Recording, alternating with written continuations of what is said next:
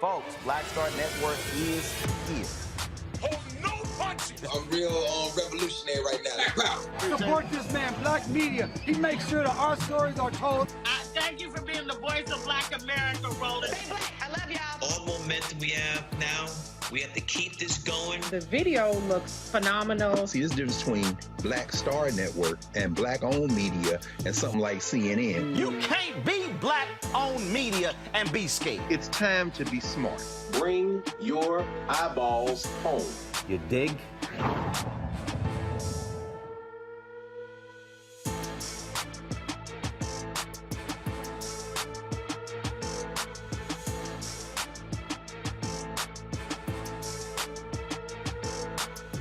All right, I'm back in the mothership. Today is Friday, July 8, 2022. Coming up, Roland Martin Unfiltered, streaming live on the Black Star Network. President Joe Biden signs an executive order to protect women's reproductive rights since the Supreme Court overturned Roe v. Wade, leaving abortion laws up to each state. But how effective will this order be? The June job report indicates the nation added more than 300,000 jobs despite high inflation and rumors of a recession. Oh, Fox News is pissed.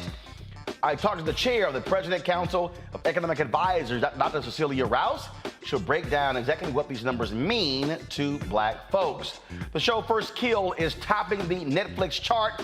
I'll chat with Felicia D. Henderson, the showrunner and head writer of TV's first black family of Monster Hunters. Plus, our Essence recap, courtesy of Coca-Cola. Folks, you'll hear from Sherry Shepherd about her new show, her EP, John Murray. Also, Robin B. talks about getting your health straight. Also, Chef Kwame, they had a culinary competition. I participated in that. And got some other stuff I'm going to show you as well. We had a grand time in New Orleans. We'll show you all of that in our special. Yo, it is time to bring the funk. I'm Roland Martin Unfiltered on the Black Star Network. Let's go. He's got it. Whatever the biz, he's on it. Whatever it is, he's got the scoop, the fact, the find. And when it breaks, he's right on time and it's rolling. Best believe he's knowing. Putting it down from sports to news to politics. With entertainment just for kicks, he's rolling. It's on go, roll, roll, y'all. It's Roland Martin, yeah. Rolling with Roland now. He's funky, he's fresh, he's real, the best, you know he's Roland Martin now.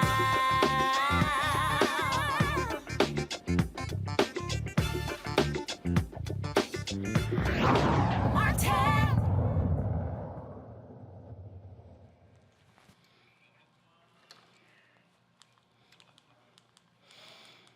All right, folks, today President Joe Biden signed an executive order to protect abortion rights for Americans. 2 weeks ago, the Supreme Court ended a woman's constitutional right to make her decisions about her body. Biden's order calls for the Department of Health and Human Services to submit a status report and create an interagency committee on abortion. It also expands access to contraception, provides free legal representation for abortion providers and those seeking abortions, and has additional protections for reproductive health care data. Now, the president urged Americans to get out and vote to prevent their rights from being taken away. It was about a deep, long-seating antipathy toward Roe and the broader right to privacy. As the justice wrote in their dissent, and I quote, "The majority has overruled Roe and Casey for one and only one reason, because it has always despised them, and now it has the votes to discard them," end of quote. So what we're witnessing wasn't a constitutional judgment. It was an exercise in raw political power. On the day the Dobbs decision came down, I immediately announced what I would do. But I also made it clear, based on the reasoning of the court, there is no constitutional right to choose. The only way to fulfill and restore that right for women in this country is by voting, by exercising the power at the ballot box. Let me explain.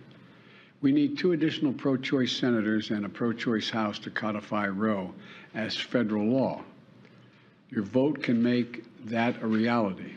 I know it's frustrating, and it made a lot of people very angry, but the truth is this, and it's not just me saying it, it's what the court said. When you read the decision, the court has made clear it will not protect the rights of women, period. All right, folks, let's talk about this with our panel. Kelly Bethea, communications strategist, Michael Imhotep, host the African History Network show, Matt Manning, civil rights attorney. Kelly, there are people who wanted President Biden to do more. Folks like Ellie Mistel has been saying that, look, he should provide, again, allow abortions on federal property. A number of different things that he could have done. Do you believe that this executive order is an effective one? I won't know if it's effective until we actually see it in effect, but I agree with those who think that he could have done more.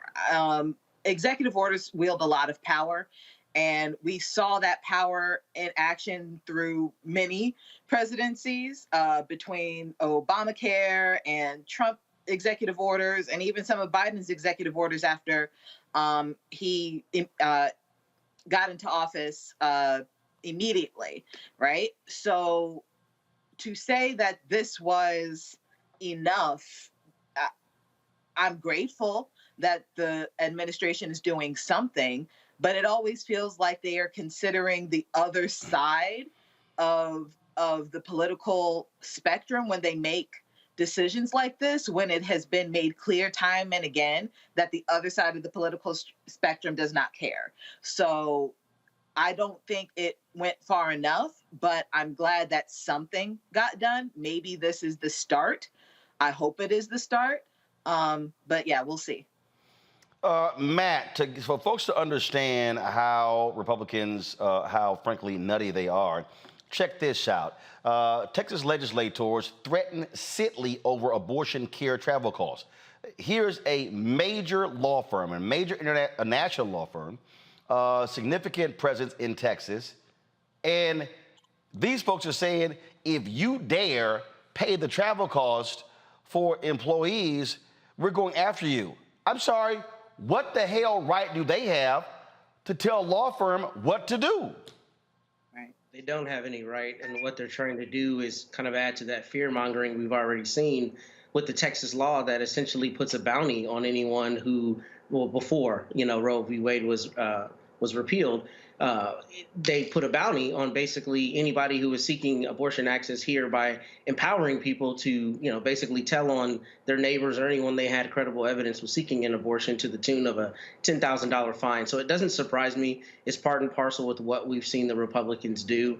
And we see that it's an all-out assault at this point. And really an all-out assault that is incongruent with what their messaging has been for the last many decades, that, freedom, don't tread on me, don't tread on my rights. Nonetheless, in this instance, if those rights are incongruent with what I tend to believe, then I think you shouldn't have the right to make decisions about your body, which is really kind of anathema to the idea of American rights in general. But beyond that, the general autonomy that we all have over our own bodies and should have by virtue of being human. So it doesn't surprise me that they're doing that. And I just wanted to say, as it relates to the executive order, I don't think it went far enough, but I'm sure that the Biden administration knew they were going to be embroiled in litigation if they went too far. So perhaps that's why they took the tack that they did. But I think that Eli Mistel's suggestions and others surely that have been proffered would be the right suggestion. I think he could have allowed it on federal land and or maybe taken some other routes to make sure that people have this necessary health care as an option. Here's what I find to be laughable, Michael. Again, this is the letter from Texas, from the Texas Freedom Caucus. They actually said, to the extent that Sitley is facilitating abortions performed in violation of Article 4512.1, it is exposing itself and each of its partners to felony criminal prosecution and disbarment. The letter also details proposed legislation to be introduced in Texas that will impose additional civil and criminal sanctions on law firms that pay for abortions or abortion travel. The Freedom Caucus would like to impose felony criminal sanctions on anyone paying for an abortion, allow private citizens to sue over it, a la SB 8, and any lawyer who furnishes the means for procuring an abortion knowing the purpose intended will face disbarment. Now, here's what's pretty stupid about this, Michael. First of all, Texas law does not travel across state lines. Right. That's first. Right. You can't say, oh, if you did pay for it in Texas, but it happened elsewhere, then the law applies to you. No, it doesn't. You're only able to govern what happens in your state. But I need people watching and listening to understand that this is the extent that these Republicans are going to try to go to threaten Americans for making their choices. That's what we're talking about here. Yeah, Roland, you know, this is so crazy because when it came to being able to not wear masks, they wanted freedom, okay? When it comes to Second Amendment rights, they want freedom. But when it comes to women having autonomy over their body, all of a sudden now they don't want freedom, okay? So this is what Biden is dealing with. The executive order was good. It came within 2 weeks of the ruling from the U.S. Supreme Court. I know that people say there's more that can be done, things like this, but when it comes to doing abortions on federal property, okay, well, if that takes place within Texas, then you're still dealing with all these lawsuits and you're still dealing with this legal backlash because it took place in Texas. I know it's on federal property. So, you know, there may be another portion possibly of an executive order coming. This is a good first step, but it has to be codified by Congress. It has to be codified by Congress, which is why it's important. It was important for him today to drive home the point again that you need at least 2 more Democratic senators, and not Democrats like Joe Manchin, but the right type of Democrats who will vote to codify Roe versus Wade. And I would say you need more than 2, because as you've talked about here on this show before, Roland, you have some Democratic senators in states that have Republican governors. If something happens to one of them, that Republican governor can replace them with a Republican senator and tilt the balance of the Senate. So this is high stakes grandmaster level chess that we're dealing with. So this is extremely important, but this is a good first step. Melanie Campbell, Black Women's Roundtable, your assessment of this executive order signed by President Biden today, does it go far enough? Oh, I think it's what he can do from the pulpit of the White House, from the executive branch. Truly, what we have to have is a legislative remedy that's going to be systemic. Can he do more? Yes, I think that they'll continue to push it. I think it's very important that he stated that it was important that folks also vote and try to do what they use the power of the vote, even in the midst of the challenges we face, of course, with this election cycle, because we won't be able to codify Roe v. Wade without Congress acting. And the Senate is up, the House is up, and as well as many states.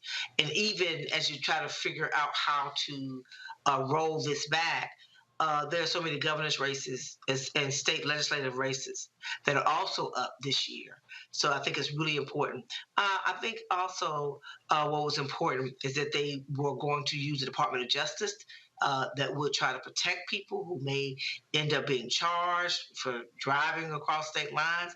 Some of those very nuanced things. The sisters that I work with and support, like Sister Song and others, really talk about the concern about the criminalization of women as they seek reproductive health care services when they're in states. So I think that's going to be really important as we work to fight the political battle. We also worry to make sure we protect folks from being over-criminalized. What we're now, one of the things, Melanie, that Biden said is that Republicans greatly underestimate the power of women. He believes that this Supreme Court decision is going to be a boon for Democrats, and it is going to really hurt Republicans in November. Agree, disagree? I think I partially agree. I think that there's nuances to that for Black women. There are other really critical issues that impact us, but generally, I think younger women along lines of age, when you're looking at women who are in their reproductive years, having that concern and waking up to it. Roland, one of the things that happened a lot when we were in New Orleans for Essence Festival weekend, the kinds of conversations we were having, there was a sense of urgency by younger women who were trying to figure out now this is really happening. My rights are being taken away. Just trying to figure out what to do and how can what is it that we can do to fight back. And so I think that so I heard a lot of that over the course of the weekend. The issue around our rights and freedoms, whether we're talking about voting rights or reproductive rights, I think the connection to understand that all of our rights and freedoms are under attack or in a situation where they're going to continue to erode rights and freedoms for all of us. And so I think that it will have a role. I think it was seismic. It was such a major shift in rolling back, just like we were out there in the streets a year ago and continue to fight, of course, around voting rights. I think the timing of it is on people's minds when people would normally be thinking about just going to the beach, quite frankly. They're worried about whether or not if something happens, I need to get an abortion or I may be in a hospital or I may have to have those kind of reproductive services to save my life or a family member's life. So it's out there in the ecosystem, and the folks that are showing up. The very first day, Deborah Scott with Georgia Stand Up, who we partnered with around Black Women's Roundtable. Within that hour of that decision, her young people who are interns for her for the summer said, we want to go out here and do something. So they were out there in front of the Georgia State House protesting. So when you think about the response, I think it will have an effect. That really is the fundamental question, Kelly. You hear Biden talking about vote, vote, vote. We know 53% of white women voted for Donald Trump in 2016. They came out to support him again in 2020.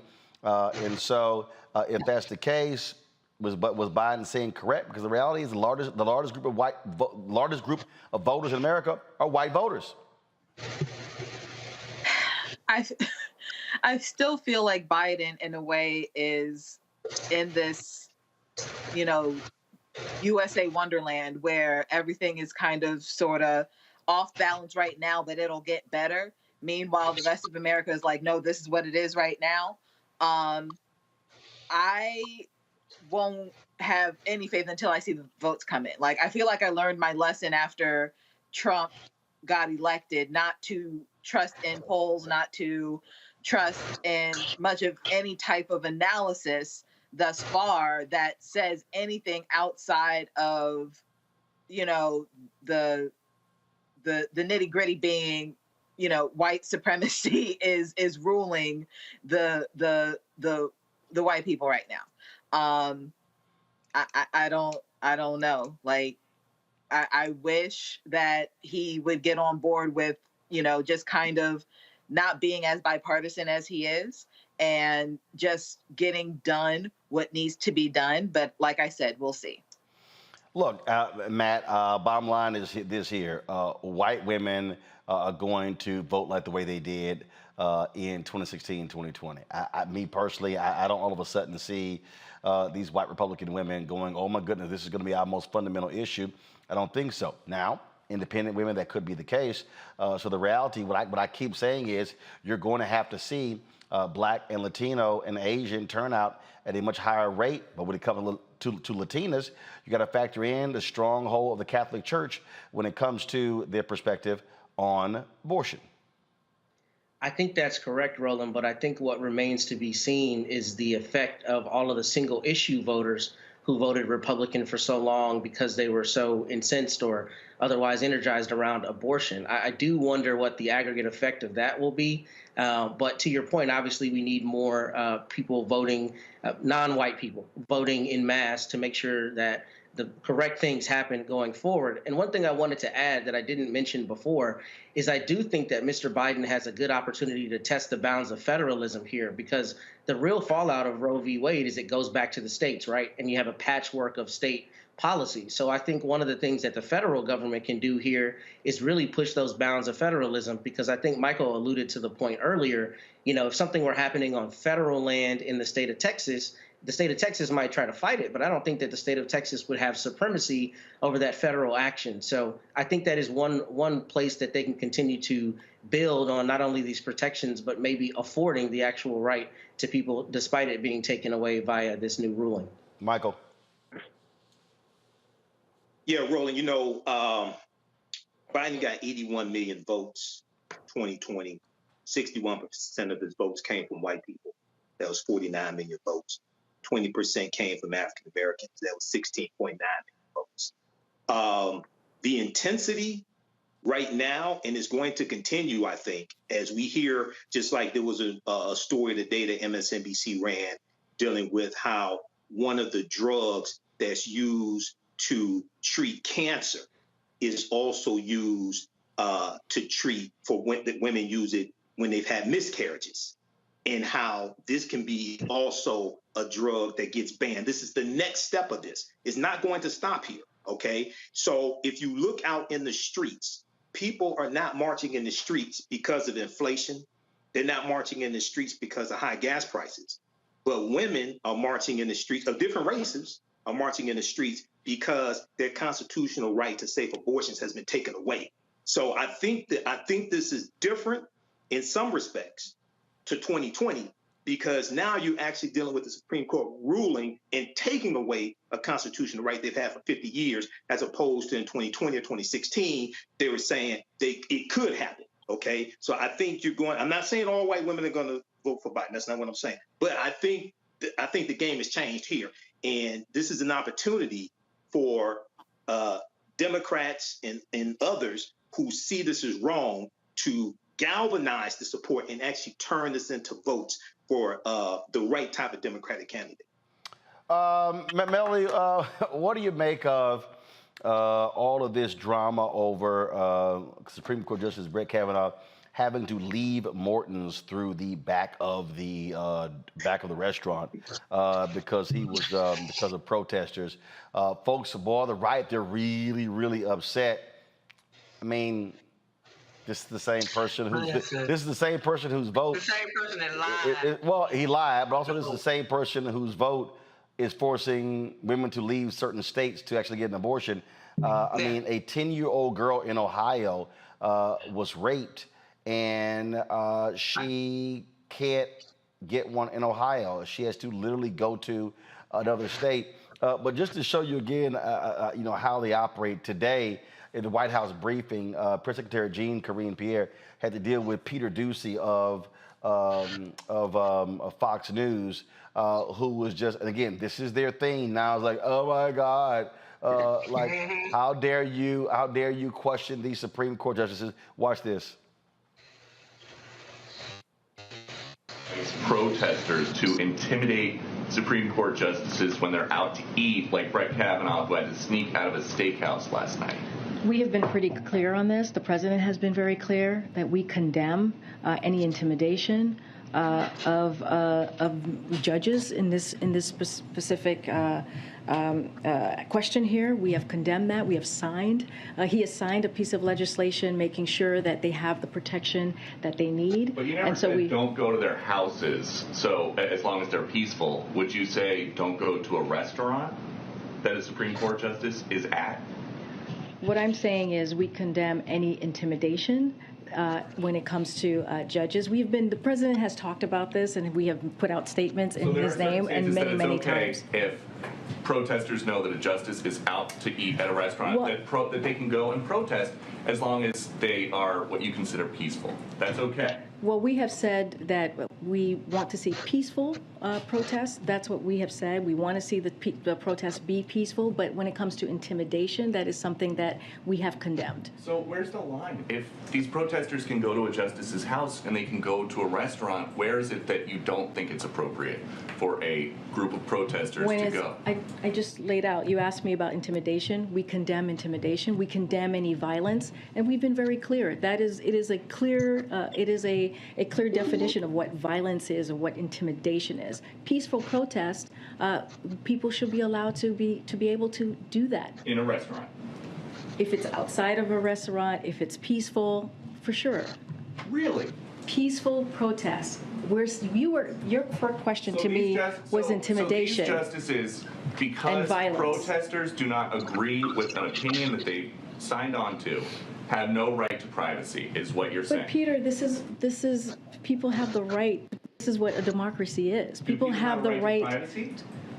Of course, people have a right to privacy, but people also have a right to be able to protest peacefully. Is that peacefully? safe? It's the intimidation and the violence that we condemn. Is that safe? Peter, Isn't that creating a potential really bad situation when there are people, even if they're being peaceful at the time, they're angry, and that's why they would be there, right? Peter, we have condemned any intimidation and violence. I said peaceful protest should be allowed. We do condemn intimidation, and we condemn any violence at any whatever type of violence. We've been very clear on that. So President Biden and the president has signed in Congress to make sure that the judges have the protection that they need. This administration has provided U.S. Marshals through the DOJ to make sure that these judges are protected. So we have shown how we want to make sure that intimidation and violence is not the way to go. It is not the way to have a political discourse. I'm done here, Peter. That's the most important part. I'm done here, Peter. Okay, so let me just sort of explain to one of the dumbest members of the White House press corps, whose father is equally dumb, Steve Doocy at Fox News. Okay, Peter, let me just help you, okay? So we know y'all love the Second Amendment. I mean, we just know y'all just adore the Second. But it's second. There's one that's right before it. It's called the First. So, Peter, let me help you out. 2 follows 1. 3 follows 2. 4 follows 3. So, 1, 2, 3, 4. Okay? Which means that if it's the first, that means the slave-owning, rich, sexist white men who wrote the Constitution kind of thought it was a little important to make it the first. Okay. So when you say, do they have a right to privacy? Peter, let me help you out. A restaurant is public.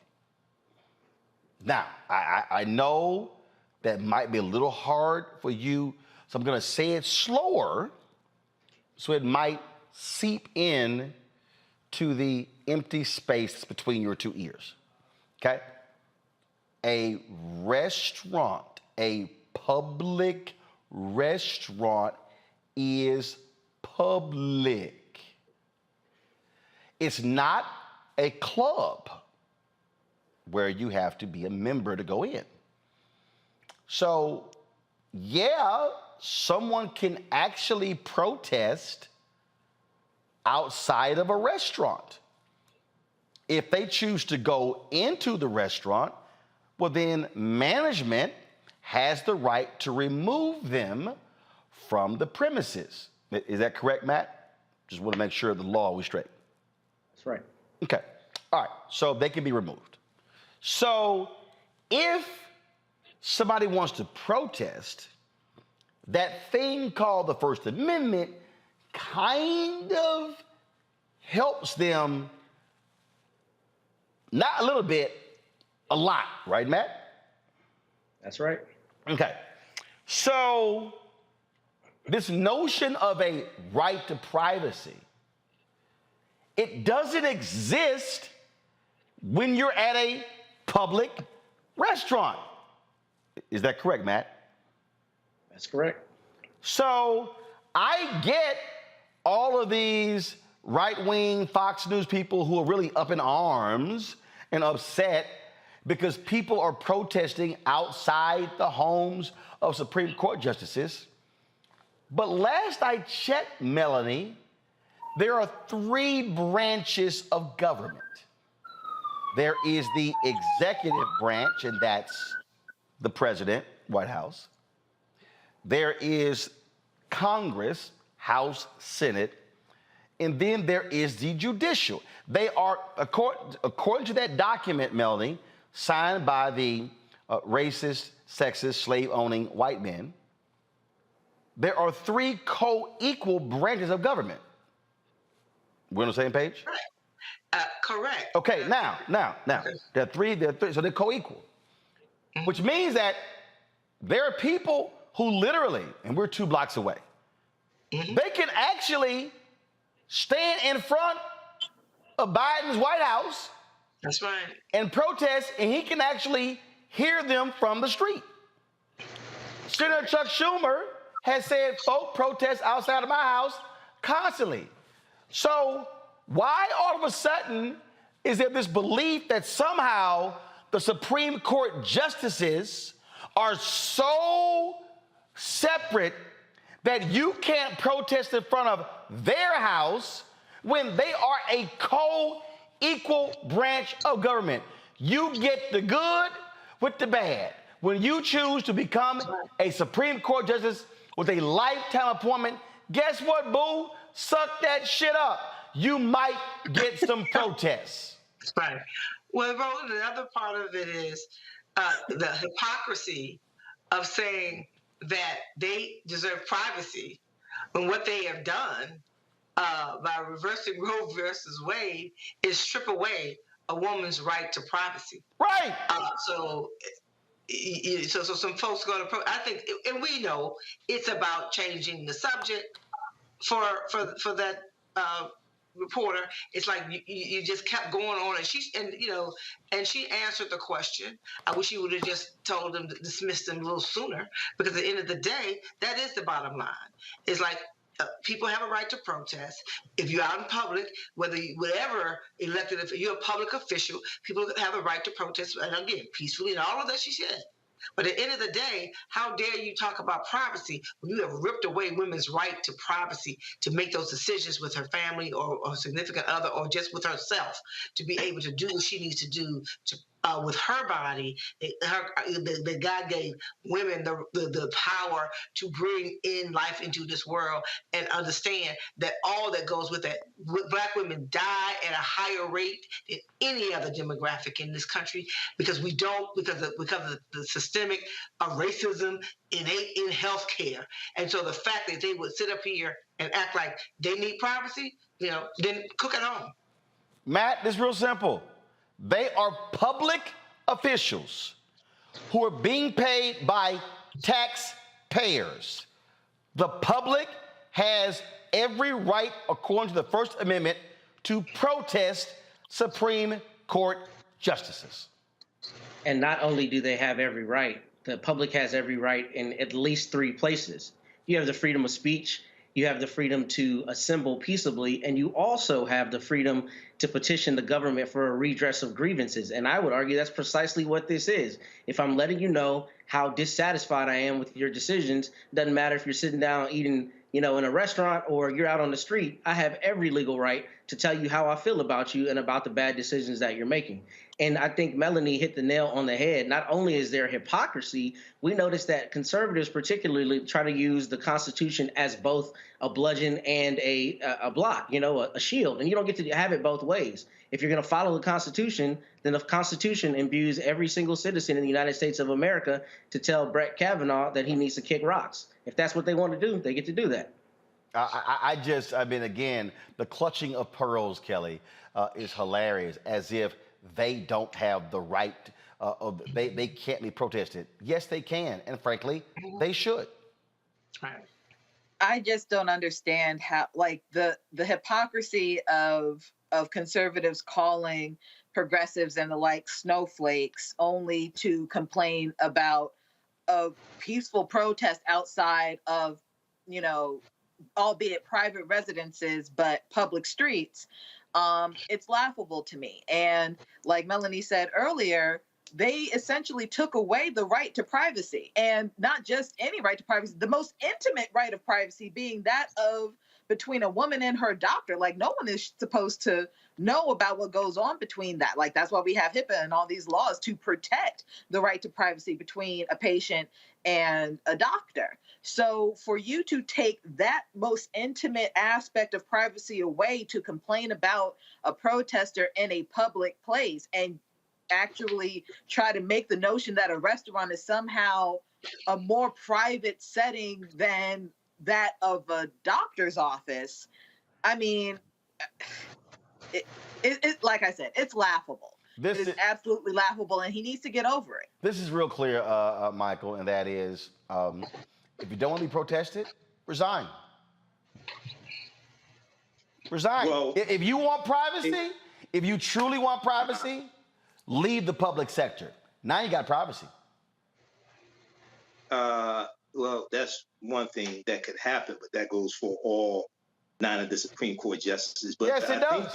It does. I think the point that's being made, and I've heard arguments on both sides, but there was a 1950 statute, Title 18, Section 1507 of the U.S. Code. The law that states that it's illegal, quote, with the intent of influencing any judge, end quote, to picket or parade in or near a building or residence occupied or used by such judge, juror, witness, or court officer, or with such intent to resort to any other demonstration in or near any such building or residence. I get the First Amendment, the limitations on the First Amendment, like you can't yell fire in the crowded theater, you can't yell bomb on an airplane, but there's a U.S.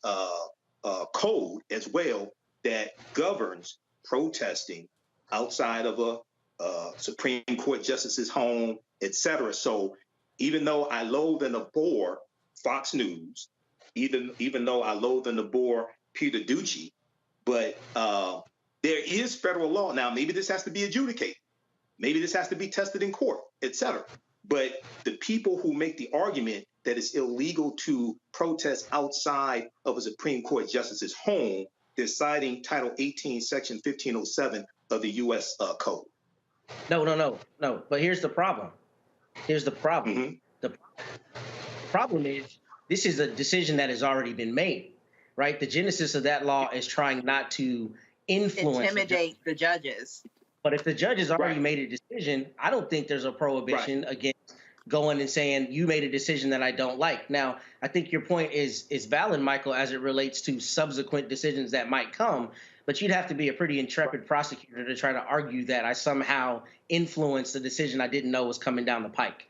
I think this is a different scenario. But keep in mind, Matt, there were protests outside of the Supreme Court justice's home while we were waiting for the decision. After the draft from Justice Alito was released, there were protests outside of the Supreme Court justice's home, like Brett Kavanaugh, before the actual verdict came down. Okay? No, not before it came down, before it was released. They could have look. Before. The bottom line. The bottom line is here. The whole notion you can't protest outside the home is utter bullshit. Okay, that's what it is. It's bullshit. You can protest. Now, if you want to say, I don't think it's right, that's fine. But here's the whole point. This is just very simple. If you can protest outside of Biden's house, executive branch, that's fine. You can protest outside of Schumer's house, that's congressional, that's fine. The Supreme Court, they are public officials. Part of the problem here is that the Supreme Court has actually screwed themselves because they were always held in such high regard. Now we're seeing that you have no ethical standards there, where they frankly self-report. They can recuse themselves only by their own choosing. So what should happen? There should be an ethics guideline even for the Supreme Court. There are ethical guidelines for other federal judges.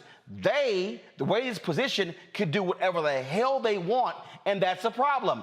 They are a co-equal branch of government and should be held accountable to ethics. And so I would hope Congress would have the guts to say, y'all don't do it yourself, fine, we'll pass it. But if you got ethics laws in the House and the Senate and the White House and for other federal judges, the Supreme Court should have them as well. Melanie Campbell, we appreciate you joining us to talk about this story. Thank you. And we'll continue to follow. Thank you so very much. All right, folks, got to go to a break. When we come back, more on Roland Martin Unfiltered right here on the Black Star Network.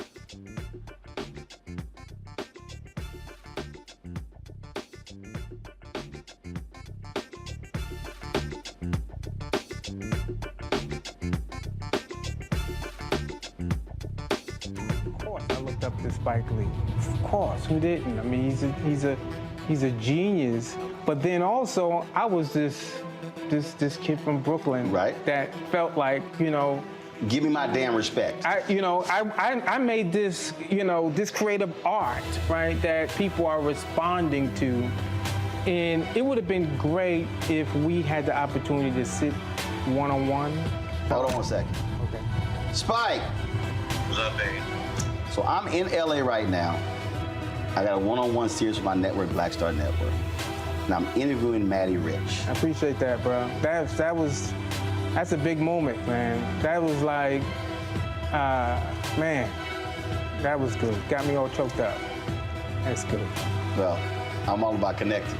Appreciate that, bro.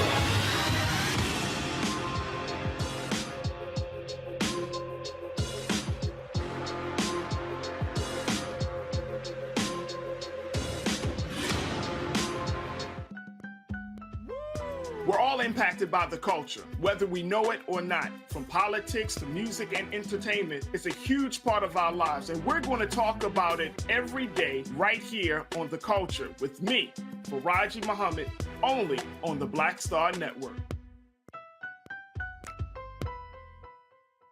Hi, I'm Kim Burrell. Hi, I'm Carl Payne. Hey, everybody, this is Sherry Shepherd. You're watching Roland Martin Unfiltered.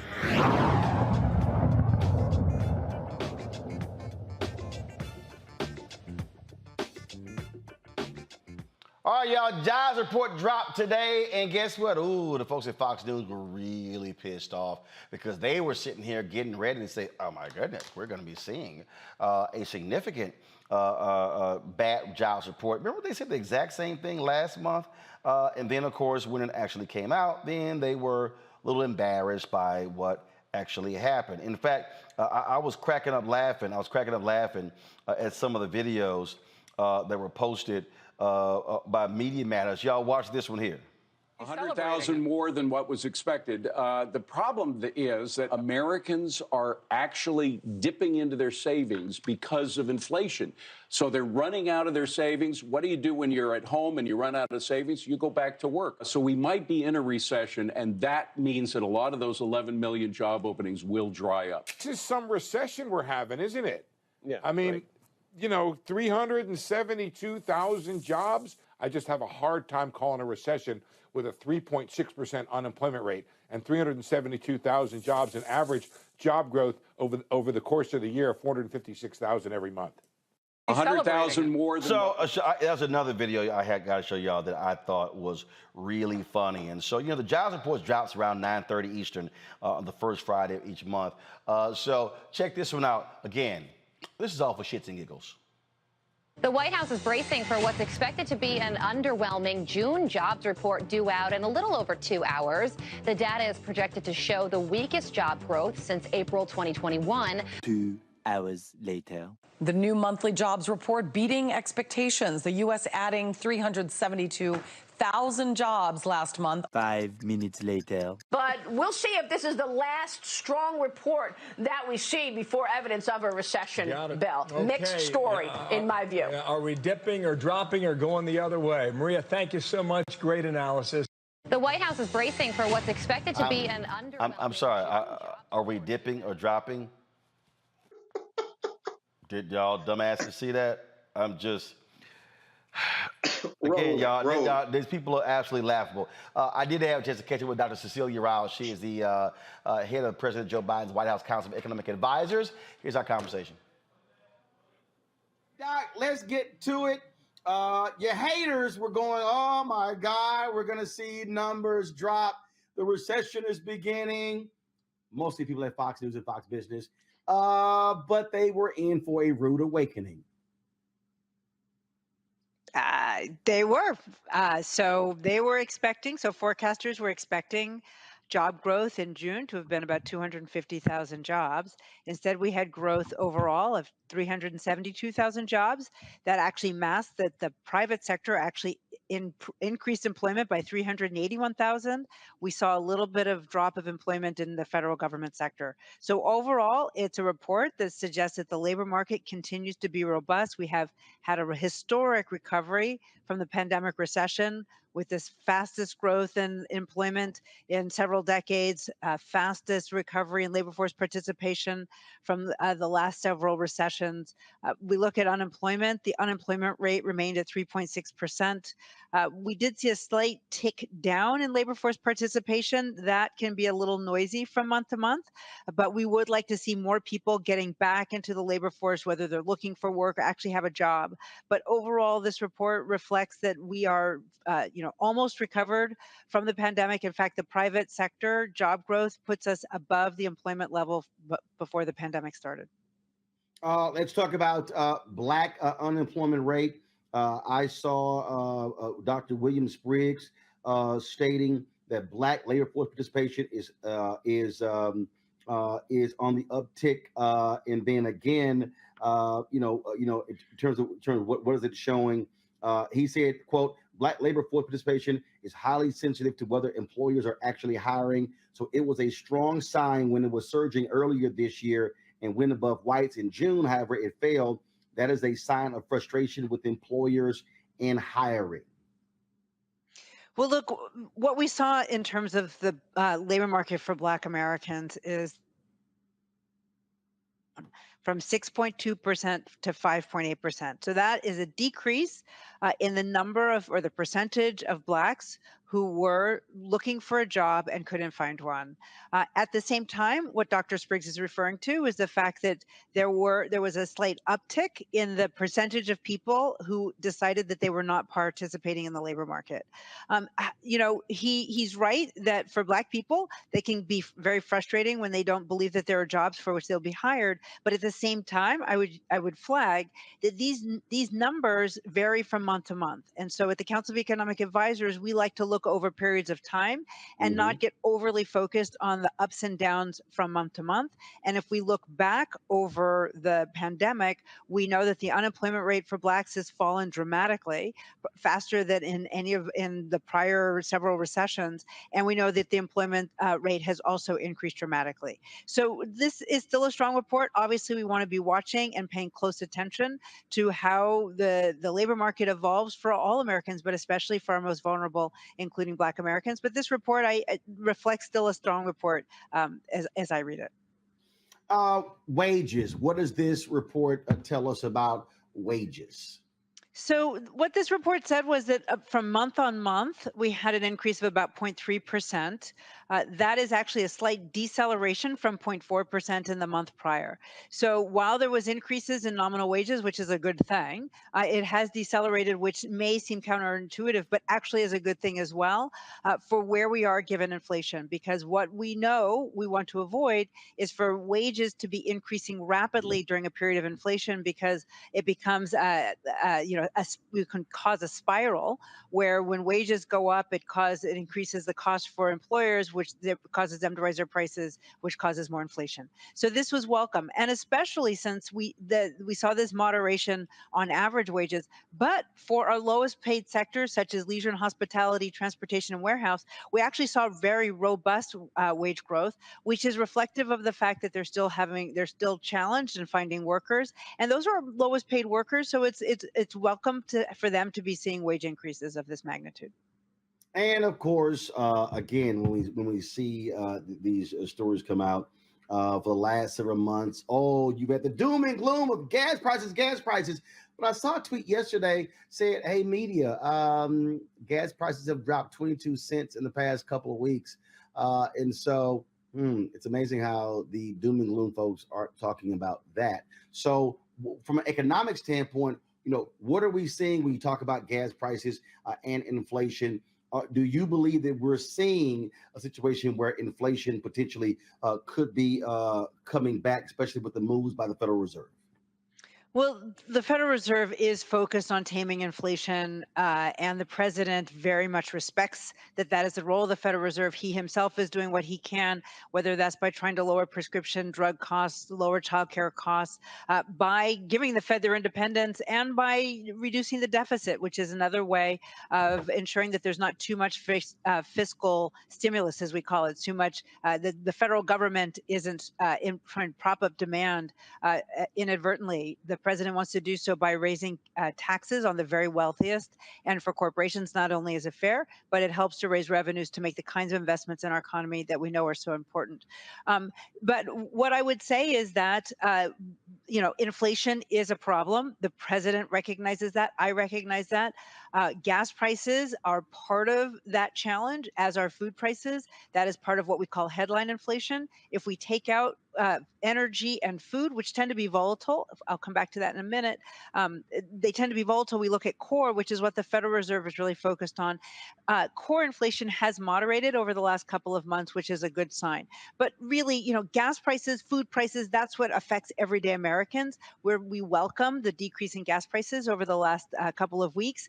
The price of gas and the price of oil is set on a global market. This is why the president is really focused on trying to ensure that we have adequate supply of oil. It's why he did the historic release from the Strategic Petroleum Reserve with his allies. It's why he welcomed the decision by OPEC Plus to increase production as well. So it's a welcome development. Oil and energy seep into the prices of other goods as well. And we know that we need for those prices to moderate in order to get inflation under control. But I will say this, that the war of Russia against Ukraine is creating a headwind here.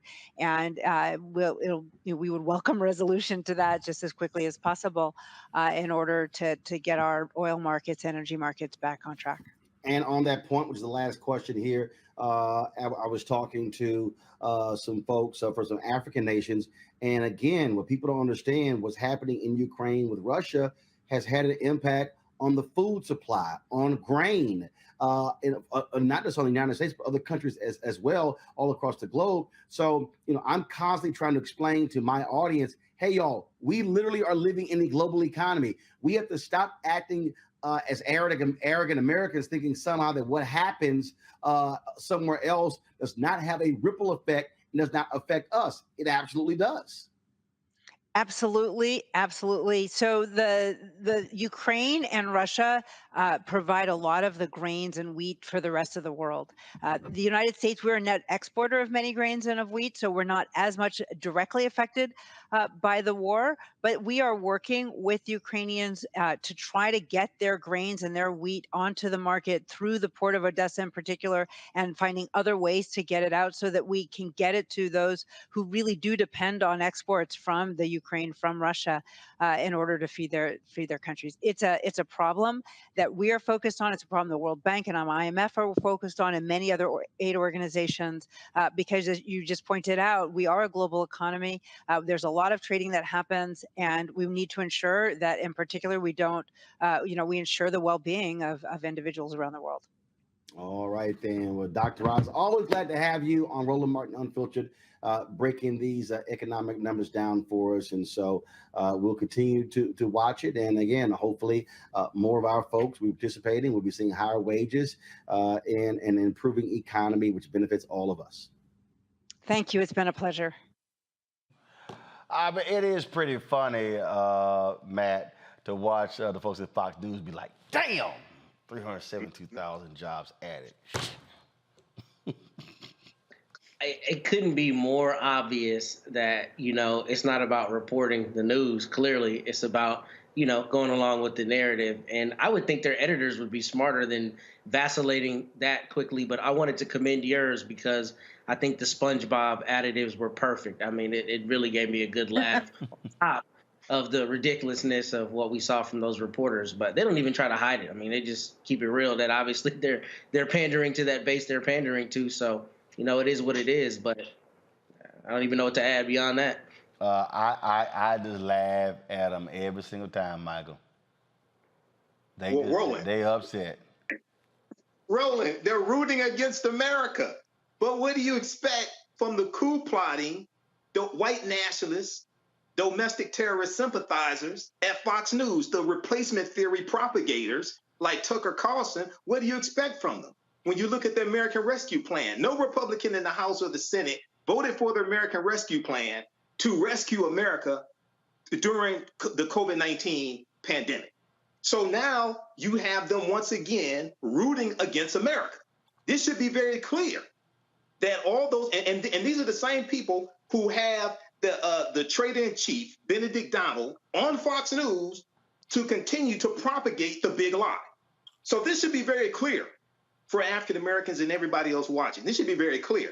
These domestic terrorist sympathizers, these coup plotters, have to be voted out of office and kept out of power, and they're rooting against our own interests. And they will continue to do this until we properly deal with it. I don't like none of these MAGA people, Kelly. Not one of them. Yes, they're all deplorables. I mean, there's not much to like, especially when they ascribe to lies as though it were the truth. I mean, this is the same group of people who brought out Kellyanne Conway and alternative facts. I will never forget that because that was the dumbest thing I had ever seen on national television, but I digress. I don't expect anything less from news outlets that have actively spread the lie that is Donald Trump. Yeah. And I expect nothing less for them to be upset at the truth because it doesn't align with what they are lying about. So, you know, like Matt said, the SpongeBob references made me snort off air because it was very apropos.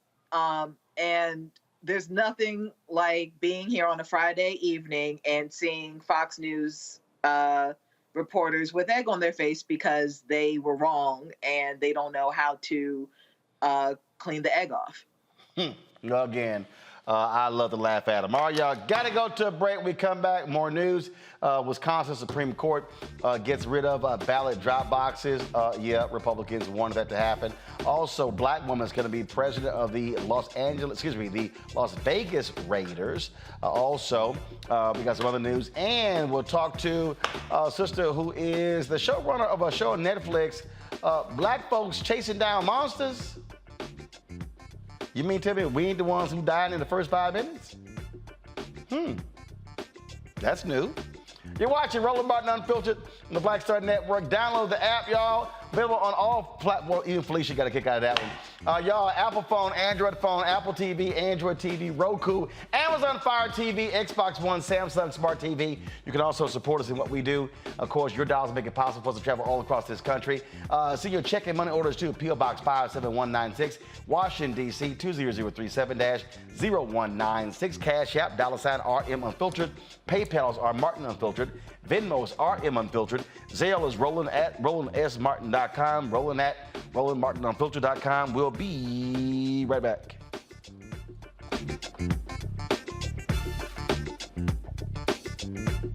Hi, I'm Dr. Jackie Hood Martin, and I have a question for you. Ever feel as if your life is teetering and the weight and pressure of the world is consistently on your shoulders? Well, let me tell you, living a balanced life isn't easy. Join me each Tuesday on Black Star Network for A Balanced Life with Dr. Jackie. We'll laugh together, cry together, pull ourselves together, and cheer each other on. So join me for new shows each Tuesday on Black Star Network, A Balanced Life with Dr. Jackie.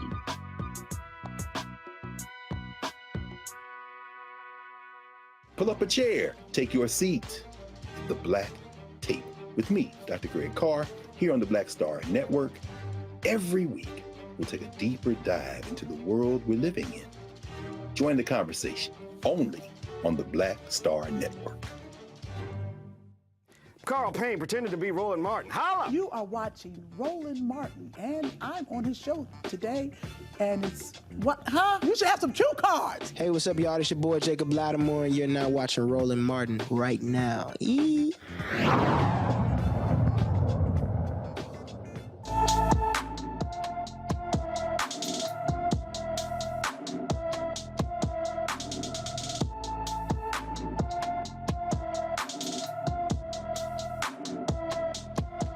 The Tulsa, Oklahoma Police Department believes Indigo Lucky's parents kidnapped her on May 6th of this year and could be in California. The 2-year-old is 2 feet 6 inches tall, weighs 35 pounds, with brown hair and brown eyes. Anyone with information about Indigo Lucky should call the Tulsa Police Department at 918-596-9222. All right, y'all.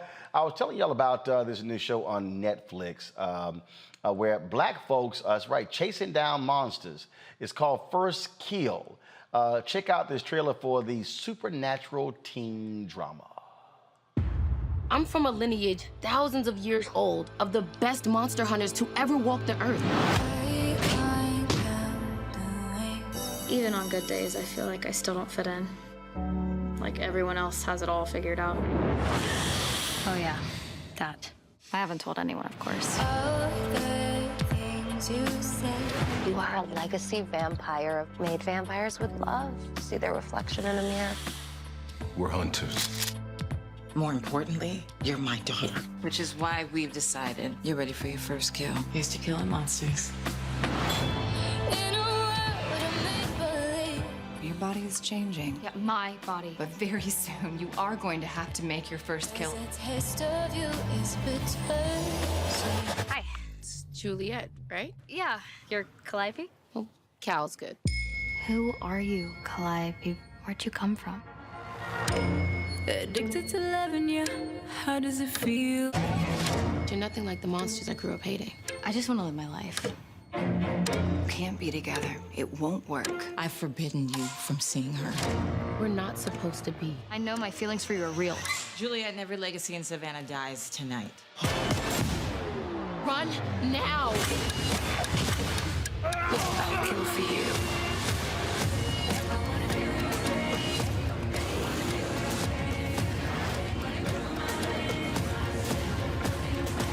Keep your fangs in your mouth. We won't have a problem. We will always have a problem. I had to choose between you and my family. I choose my family. What about us?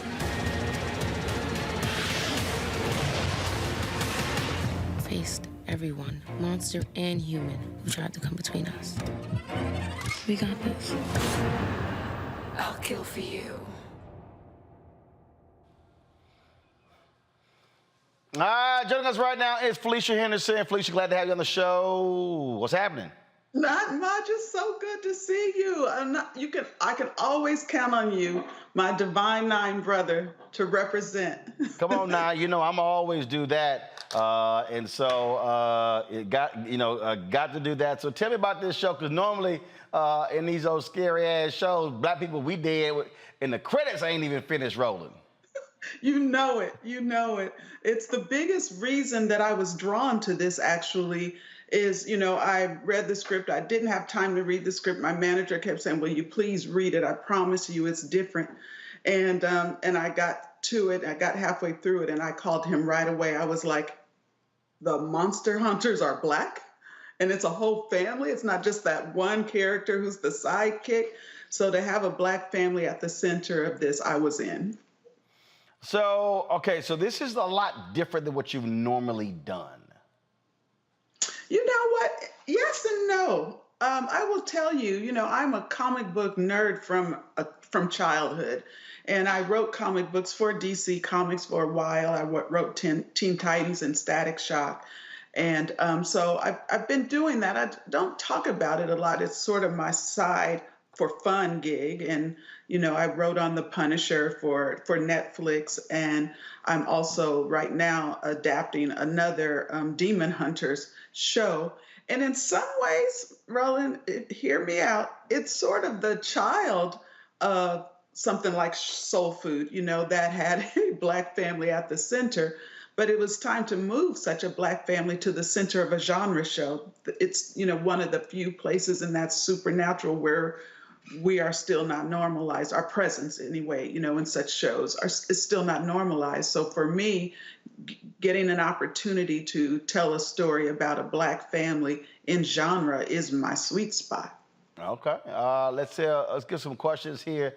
I'm trying to see. Let's see who is the geekiest out of the three panelists today. That's probably you, Matt.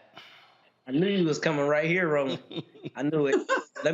Let me first thank you for giving us Virgil Hawkins, the dopest superhero Static Shock of all time. So thank you for your work on that. Told y'all.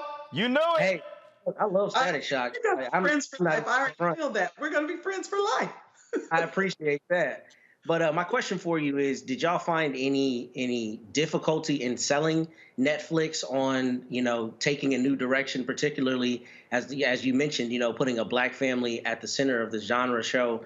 Sometimes we see backlash in media and on social media when you have, particularly in the superhero genre, people responding adversely, right? Saying either the character shouldn't be black or black voices shouldn't be centered. So what, if any, pushback did y'all have in that respect when it was being pitched to Netflix? Thank you. That's a good question. And, the good and the bad of it is it comes from a short story that was written by a New York Times bestselling author. So Victoria Schwab. So that had happened, and she's so successful in that space that it was hard to deny her, and that Netflix wanted to be in business with her. So that helped quite a bit. So that it was baked in, you know what I mean? By the time it got to TV, it was adapting something that existed by a writer who's very successful. So that made it not so. And then you're also just in a space where outlets are trying to be more inclusive, are trying to do things, particularly at some place like Netflix, that reflects the way the world looks. Let's go to, Michael, we know you're the second biggest geek on this panel. This is my kind of panel, yay! Like to pick on me because I'm a Sigma. How you doing, Sister Felicia? I'm good. Well, this Delta sister loves her Sigma brothers. and we love the Deltas as well. So first of all, I got to tell you, Showtime, Soul Food is one of my all-time favorite shows. Okay, so I love Soul Food. I got rid of Showtime after they canceled. Okay, Me too. Explain to people, because this is the first I've heard of this show when I got the information for today's rundown of what we're going to talk about. Explain to people who have not seen this show before why they should tune in, especially African Americans, why they should tune into this show. And I have to get Netflix back again to watch it, so I guess I'll get Netflix also again. But explain to people you use somebody's password. No, I used to work for Netflix, Roland, so I don't do that. But anyway, that's a whole nother. Well, you sharing. Okay. Thank you so much. Thank you. Thank you so much. I had to get 2 accounts because there were so many folks, trying to share. I have now 1 account just for folks to share. Damn, that's a damn shame. First Kill, basically, particularly like you said, why Black folks should tune in. One is the obvious thing we just talked about, is that at the center of this show is a Black family. It also is an opportunity to be subversive, in that monsters versus monster hunters stand in for all kinds of intolerance and racism and things that we have experienced, so that when you hear, the white family say when Juliet brings Calliope home, why would you bring that girl in my house? It's still very, very relatable, even though we may not be vampires and vampire hunters. We've heard that line because of what we look like or what we are. It is first, my job is to entertain. So first and foremost, it's entertaining, but it is very much epic in the terms of it's a Romeo and Juliet kind of story with a Juliet and a Juliet at the center of it, but it's the Montagues and the Capulets. And it's also an opportunity to see a strong Black woman, at the her family. It's a matriarchy, but to see this strong relationship where you have the Black man, he loves his strong woman. He's not intimidated by her. There's so much love in that family, but and that they are the elite of the elite monster hunters. And so for me, as a viewer, getting to see us in all of that is worth watching. Thank you. All right, Kelly, you a geek too. Go ahead. Yes, I'm a geek, but I'm a geek for several reasons. That. Yes, and they took all my thank yous, because between Static Shock, Gossip Girl, and The Quad, I'm just over here like, just. Oh, I appreciate you so much for all of those shout outs. I appreciate you so much. Yes, I want to be your friend, but nevertheless, this cast. Girl, alone, ask your question. You get like Michael. What does that mean? This cast the cast is phenomenal. I personally wasn't going to watch it, not because of any backlash, but I am a punk when it comes to anything remotely horror. Oh, But scary now, ass. Oh, scary ass. yes, but I'm gonna watch it tonight, promise. I What was appreciate it like if you were part of, I don't know whether you were part of the curating of the cast, but if you were, what was that like in finding these cast members? Because between the reviews that I've read and just the trailer alone, it seems perfect. Like the white mother who was the matriarch of the vampire family, she was in Gossip Girl. So I was like, maybe you guys knew each other from that point and things like that. Like, how was it curating the cast? What's it like to possibly work with people that you've already worked with? What's the culture like on set? And what's your favorite episode thus far? That's 4 damn questions, Kelly. That's okay. You told me to I'm gonna knock them out, Kelly. I got you. Okay? I got you. I'm gonna knock them all out. First of all, you know, as a showrunner, head writer, absolutely, I'm involved in casting, and probably in the last word on it. We have 5 executive producers total, so everyone gets a voice. But as the showrunner, you get the final word. Obviously, Netflix has the final word because they're paying for it.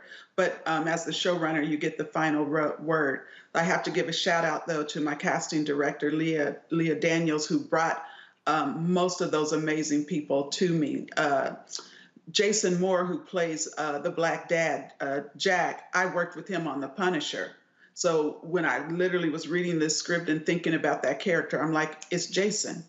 And then Elizabeth Mitchell, who you just mentioned, she was on Lost, and I'm a huge Lost fan. So when her manager called my manager to say Elizabeth wants to play Margot Fairmont, the matriarch of the vampire family, I'm like, it's done. But every other character that you see is a result of Leah Daniels, who's just genius. You know, she cast Empire, and there's just a swagger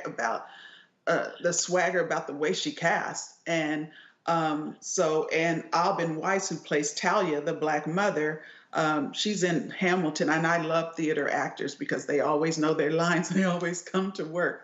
But we were, casting during COVID, so we had to do it on Zoom.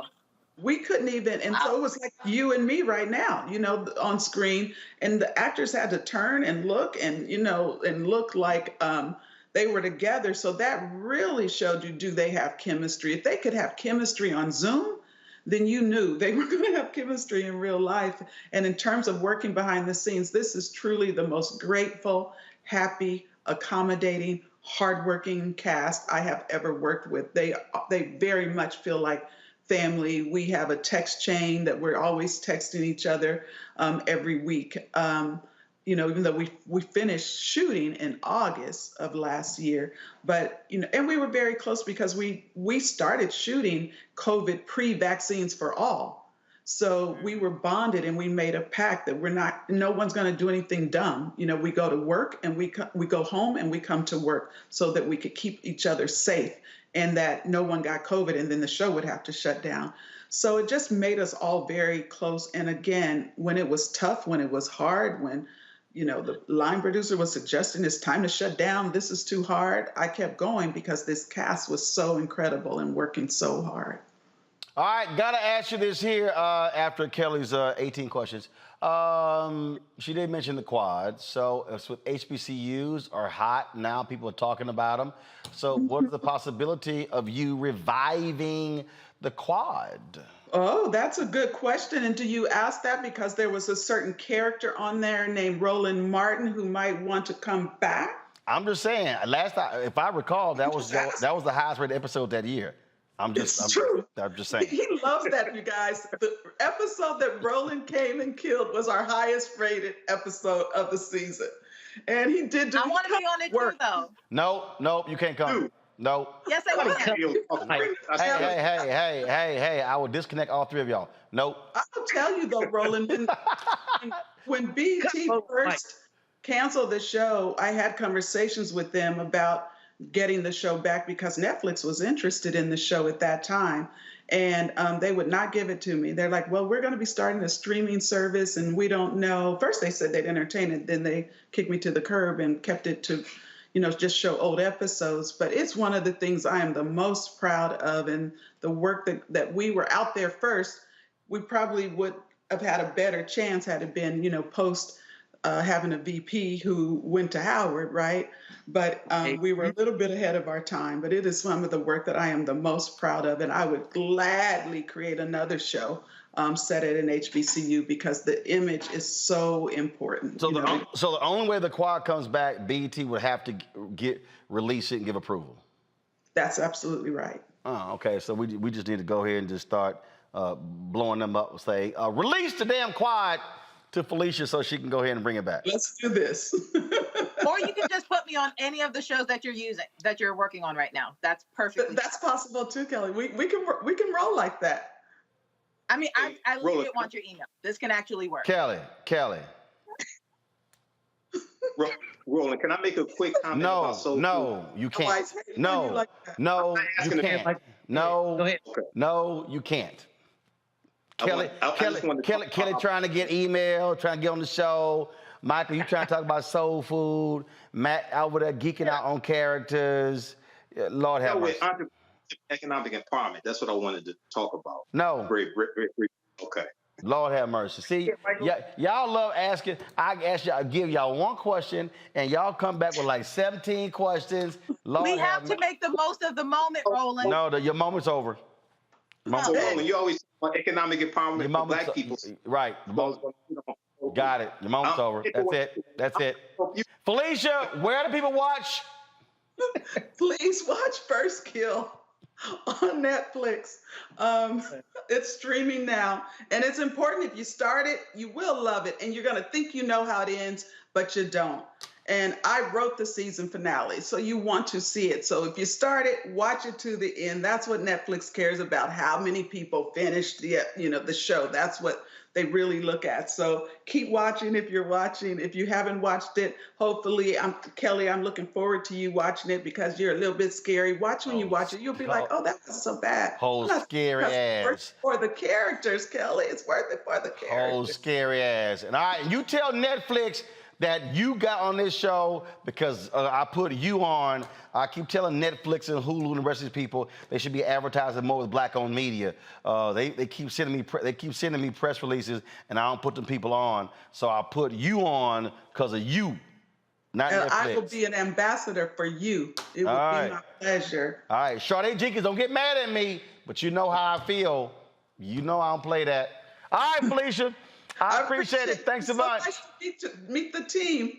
All right. Thanks a bunch. I appreciate it. All right, folks, real quick, going to a break. We're going to come back. I'm going to zoom through some headlines and going to get quick reaction from our panel. And then we're going to have our Essence Fest special. Man, we got some awesome stuff, folks. Sherry Shepherd talks about her new daily daytime talk show. John Murray's her EP. We got Robin B talking about how do you get yourself healthy after you ate all that damn food in New Orleans. From Essence, and we got some other fabulous stuff to show you as well, folks. You're watching Roland Martin Unfiltered right here on the Black Star Network. Back in a moment.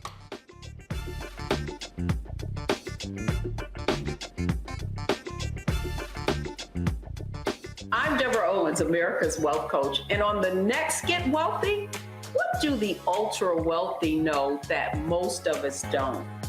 Well, the truth is that there is financial exclusion, and unfortunately, far too many Black folks haven't had access to this knowledge, and that's exactly what we're going to talk about on our next Get Wealthy with Melinda Hightower, a banker who's doing something to share exactly what you need to do to make it into the high net worth status. They weren't just saving just to save, they were saving for a purpose. That's right here on Get Wealthy with me, America's Wealth Coach, only on Black Star Network. We're all impacted by the culture, whether we know it or not. From politics to music and entertainment, it's a huge part of our lives, and we're going to talk about it every day right here on The Culture with me, Faraji Muhammad, only on the Black Star Network. Hey, yo, Peace World, what's going on? It's the Love King of R&B, Raheem Devon. Hey, I'm Cupid, the maker of the Cupid Shuffle and the Wham Dance. What's going on? This is Tobias Trevelyan, and if you're ready, you are listening to and you are watching Roland Martin Unfiltered.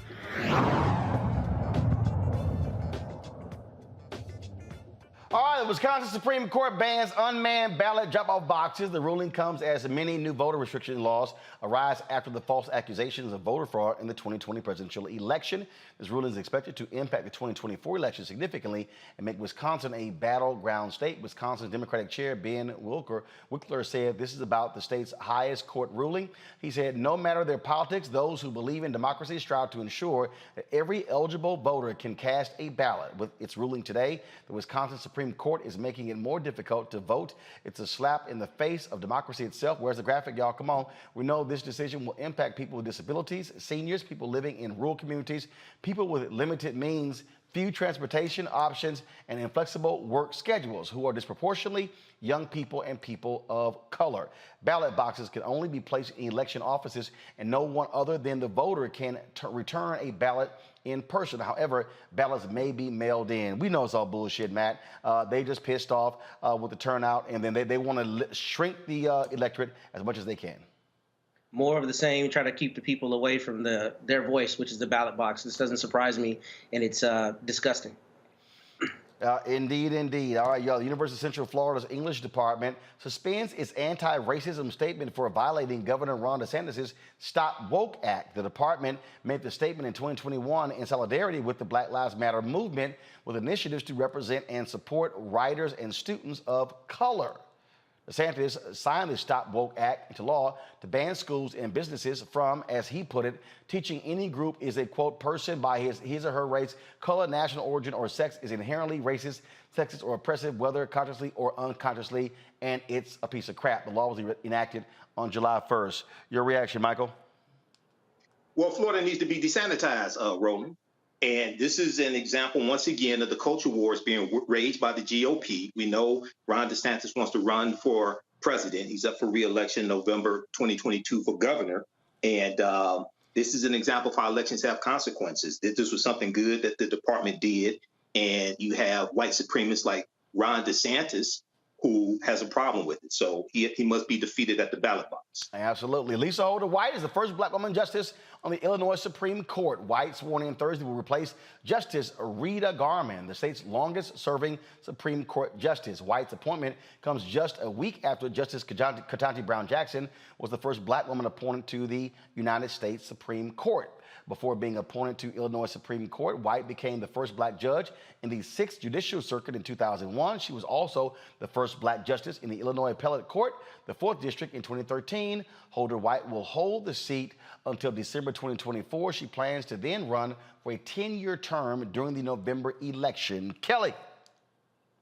I think it's fantastic. And you know, everyone knows this on this show, but we absolutely need more black women judges on the bench, because you get that perspective of really the real world, and they are able to interpret the law in that context. So congratulations to her. I'm sure she's going to be absolutely phenomenal. And I've no doubt that there are going to be a lot more fairer rulings on the bench from now on, so long as she's on the bench.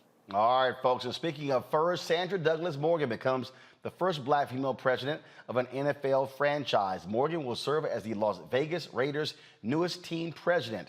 Morgan has spent 20 years as a practicing attorney in Las Vegas and recently served as chairwoman of the Nevada Gaming Control Board and North Las Vegas city attorney. In a news conference today, Morgan says she's used to being the first in many positions in her life. You know, I have been the first in other positions that I've held, whether it be city attorney or the gaming control board. I definitely never want to be the last, and I want to get to a point, obviously, where there is no more firsts.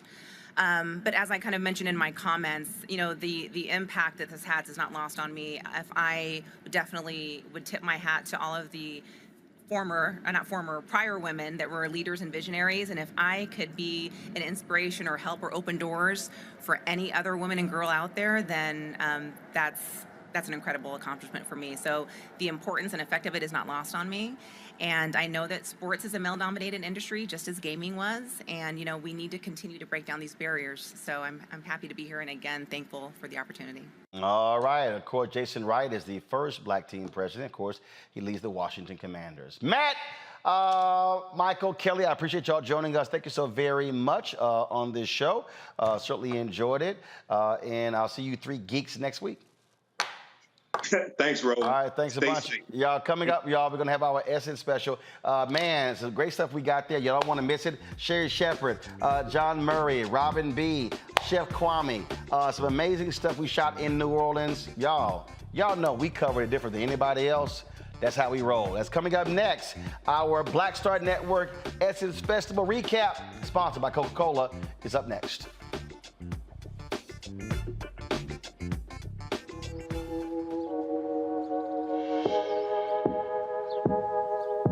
Hold fast to dreams.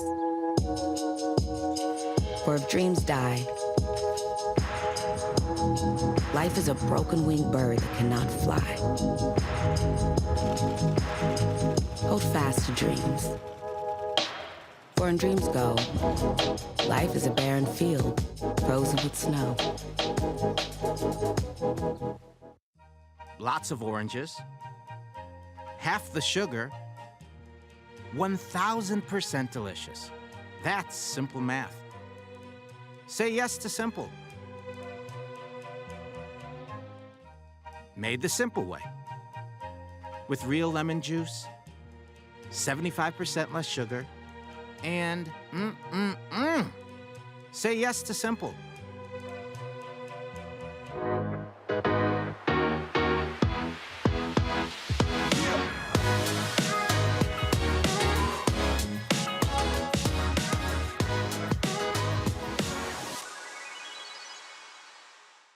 Pull up a chair, take your seat. The Black Tape with me, Dr. Greg Carr, here on the Black Star Network. Every week, we'll take a deeper dive into the world we're living in. Join the conversation only on the Black Star Network.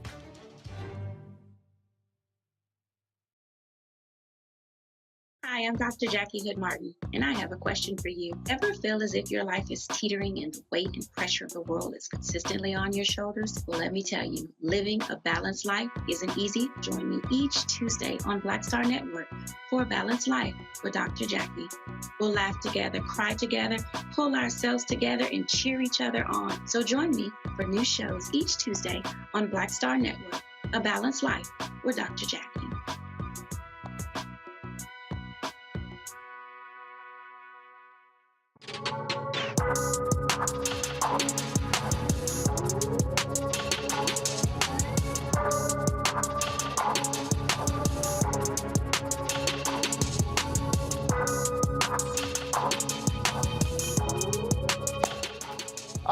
The Black Star Network we were in New Orleans for Essence Fest, covering everything in partnership with our friends at Coca-Cola. We had an absolute blast.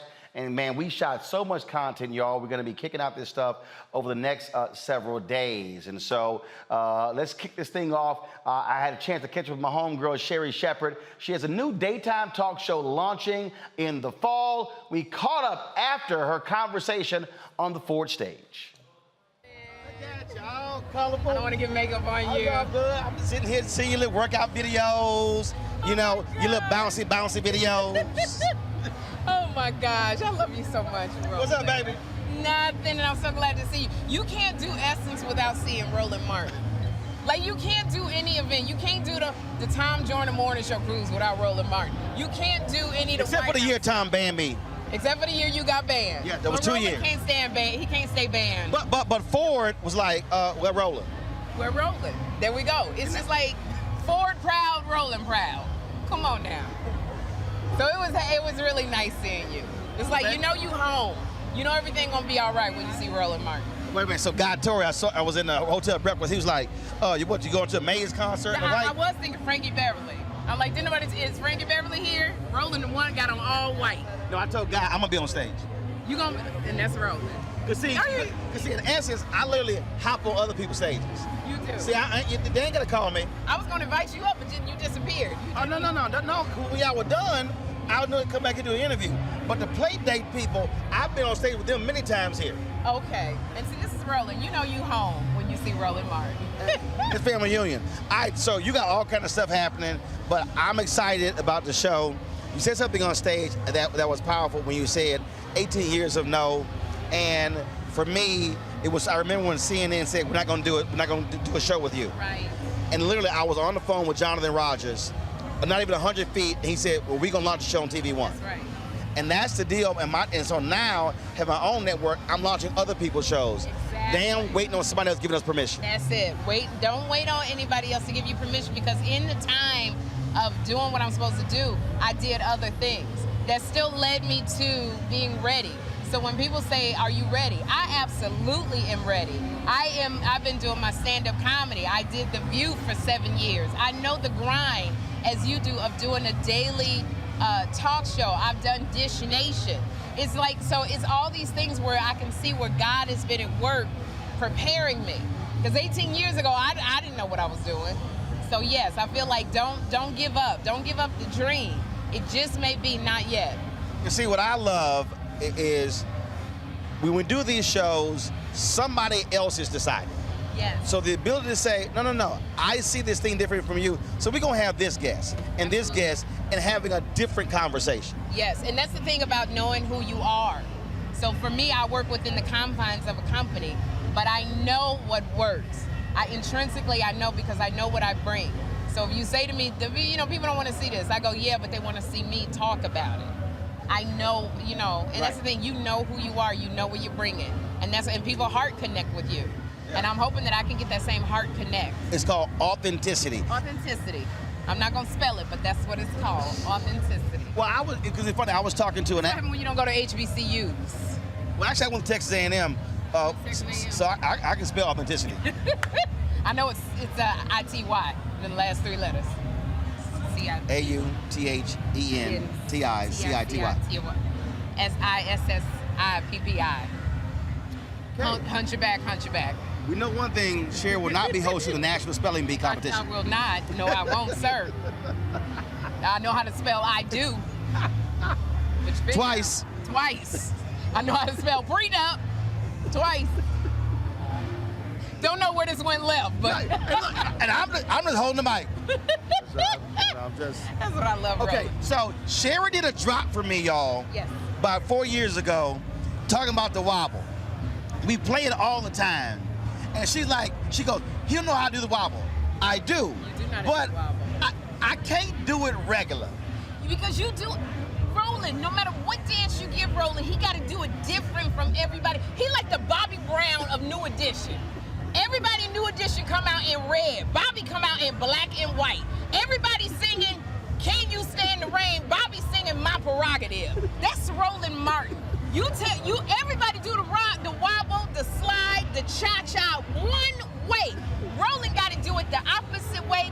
I'm going No, I do it the same way, but I spin. He spin around. Roland got to be the James Brown of every doggone dance. It's supposed to be a family style dance. Roland it's the Roland Martin and the Wobble show. I don't understand. Now and then here the thing is, Roland do it so smooth, then you be in your head going, I must be doing it wrong. So you try to be smooth like Roland, end up messing it up, and I'm going, why y'all cursing me out? You ain't said nothing to Roland. Ain't nobody said nothing, because I done stepped on some woman's foot. Roland do it, Roland get away with it, and everybody let him do it. When is the day that somebody gonna come in and say, hey, dude in all white, do that mess with Frankie Beverly. Don't do it here, but nobody does it. And then Roland always had 5 video cameras strapped to his forehead, looking like some terrorist from Hollywood. I don't understand. You gotta be a special kind of woman. That's why he and his woman been married so long. You gotta be a special type of person to get the essence of who Roland Martin is. I just sit here and I love him. And guess what? All them cameras, and when we leave, they go, hey, Roland, can you send me that video? Everybody wants the footage. Can you send me that footage? Because I ain't had the cameras. Can you send me that? Send me that footage, Roland. Everybody call me. They dog me with the cameras. I put my Roland footage on my Bumble profile. Girl, you silly. Well, I'm looking forward to the show. I'm happy for you. You know I've always supported you. I threw a party at my crib. Yes. Sherry took the mega bus to the party. Mega bus to Roland's party. And y'all, we had gumbo, crawfish etouffee. It was crazy. So I got to do another one of those. And so look, good luck with it. We're going to push it. Sherry, September 12th. So Jennifer Hudson, September 12th. So I got to shout out to Queens. Like, you don't see this. So the one-on-one interview I did with her for Rolling with Roland, I held it. So we're going to run it right before the show launches. Again, because I own it. I mean, I ain't got to ask nobody. That's the thing, own your stuff. That's it. So we gon', that's right. That's what my wife said. She said, own your stuff. Own your stuff, everything. Brother, The Bible said, your stuff, my stuff. I just love you. Love you, baby. And my homeboy, John Murray, is her executive producer. He's the only black male EP in daytime television, and he lays out for us what the vision is going to be for Sherry's new show. Hey, y'all, here with my man John Murray. Now, y'all don't understand the conversations that we have 1, 2, 3 o'clock in the morning, talking about anything, everything. He sees something in the news, I see something. He texts me, I text him. We like the Black Associated Press with each other. Hilarious. Man, it's good to see you, big bro. Absolutely, baby. I feel like we spend more time on the phone than I get to fellowship with you in person. So. Indeed, indeed. And so you got some new stuff popping. Black executive producer, hanging with your girl. Something different for you. So talk about what that's like, because you've been doing writing and radio and television on camera. Now that the executive role, it's a whole different animal. Yeah, man. So it, going on this pivot with Sherry Shepherd as the executive producer of her new syndicated daytime talk show, and it's been a rewarding journey. I had a lunch with a producer the other day because it's been really great, man. There's like this cluster of black producers that have like really rallied behind me. It's a small Heather group. Gray at the Talk, Kat McKenzie at GMA3, and even the legendary Bill Getty, who launched The View. He really mentored me through my negotiation and things. But somebody said to me, they said, John, you're a student of this business, and your approach to daytime is like somebody that went to a trade school and mastered the theory, but just never did it on a day-to-day basis. So I bring the best of both worlds to the equation. As an on-air talent, I understand the sensitivities of the things that make Sherry work well and the ways to communicate her, to bring the best out of her. But I've always loved the daytime genre. Daytime was my babysitter. Ricky Lake, Montel Williams, Rolanda Watts, they babysat me. When I was a teenager, man, I was a latchkey kid. So all the things that I've observed and learned and all the things that I get on the phone with folks like you and say, this is what they ought to be doing, I get to do all of those things now. And it's been a very rewarding journey so far. The thing that I've always said to people is that I don't care whether it's local television, if it's a black network, independent network, once you become a member of the executive producer club, you're actually in the club. I remember when we launched News One Now, I couldn't get anybody black who was a low-level producer at CNN, MSNBC, come EP my show. And I told him, y'all don't understand. I said, big opportunities at small places are better than small opportunities at big places. And so what you just said is, now being in that EP club, you are having conversations that are totally different than what other folks are having. Absolutely, like it's, there was an existing franchise that we were able to go in and guest host for 8 weeks. And it really was a good test run on what we were going to do. And there'd be days where I thought I could have a minute to myself and take breakfast while Sherry was in glam. And they'd be calling me to the control room to approve some graphic that was going to run behind Tamala Man performing or something like that. And so it's an all hands-on experience, but we have a really good team. Like, one of the beauty of the way we're working, and 3 different shows are doing this. There are 3 shows launching. Karamo Brown, Jennifer Hudson, and The Sherry Show.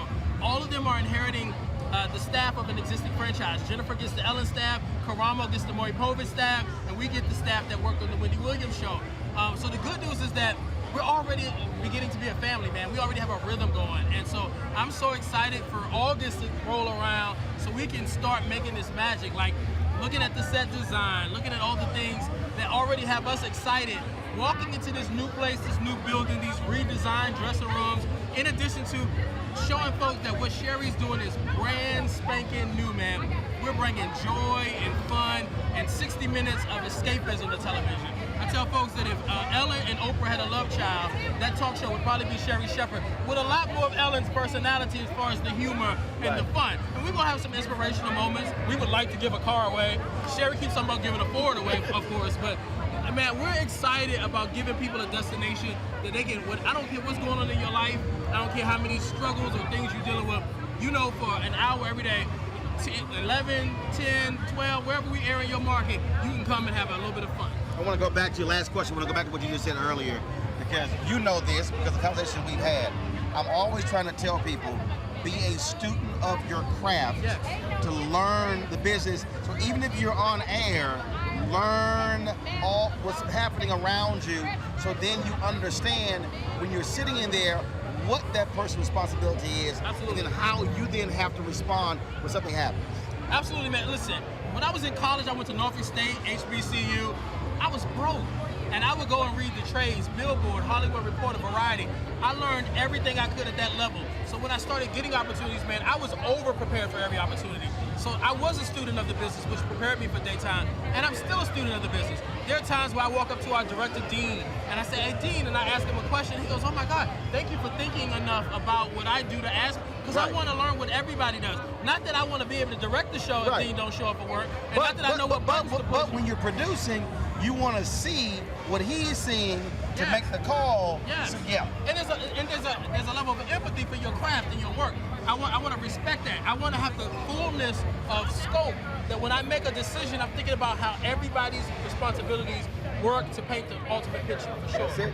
Well, man, look, I'm excited for you, proud of you. Again, I know what you've gone through, and again, for the people. And what you've gone through, because you being here at Essence, owning your own entity, myself, TJ, Lottie, Dottie, everybody, when we have advice or a need for advice and wisdom, we call your phone. So you pour it into all of us so that it's easier for us to get up and do what we do. So thank you, brother. I appreciate it, baby. Yeah, Good man. luck with it. I can't wait for September. I can't wait for September, too. All right. All right, Got it, folks. baby. Sherry debuts in September. We look forward to it. So certainly congratulations to Sherry Shepherd and my homie John Murray. All right, time for us to go to break. We come back. The folks, Smart Water had an early morning walk in New Orleans. Your homeboy was still asleep, y'all, because I had a long night. So we'll show you that. Angela Simmons and the mayor was there, so we'll show you that. Plus, fitness expert and Dr. Robin B. shares her thoughts on, if you ate all that good New Orleans food, how you need to, deal with that thing when you come back from Essence, and so she breaks that down for us. And Chef Kwame, they had a culinary competition in the Coca-Cola kitchen and the Essence Eats area, and so we're gonna show you some of that as well. Man, look, the two foods I gotta get those recipes. All of that and more as we recap the 2022 Essence Fest, brought to you by Coca-Cola. We'll be right back on the Black Star Network.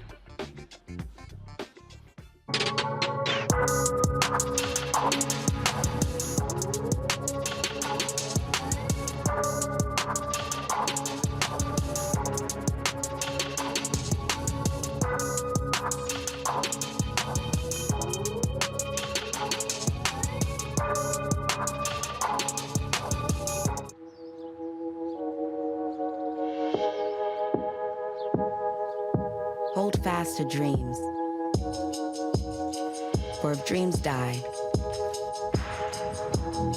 life is a broken-winged bird that cannot fly. Hold fast to dreams. For when dreams go, life is a barren field, frozen with snow. Lots of oranges, half the sugar, 1,000% delicious. That's simple math. Say yes to simple. Made the simple way. With real lemon juice, 75% less sugar, and say yes to simple.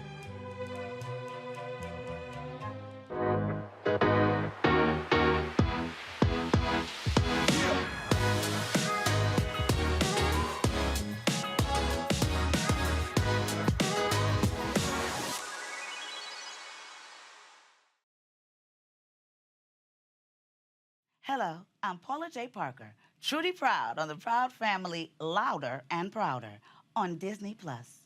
And you're watching the Black Star Network.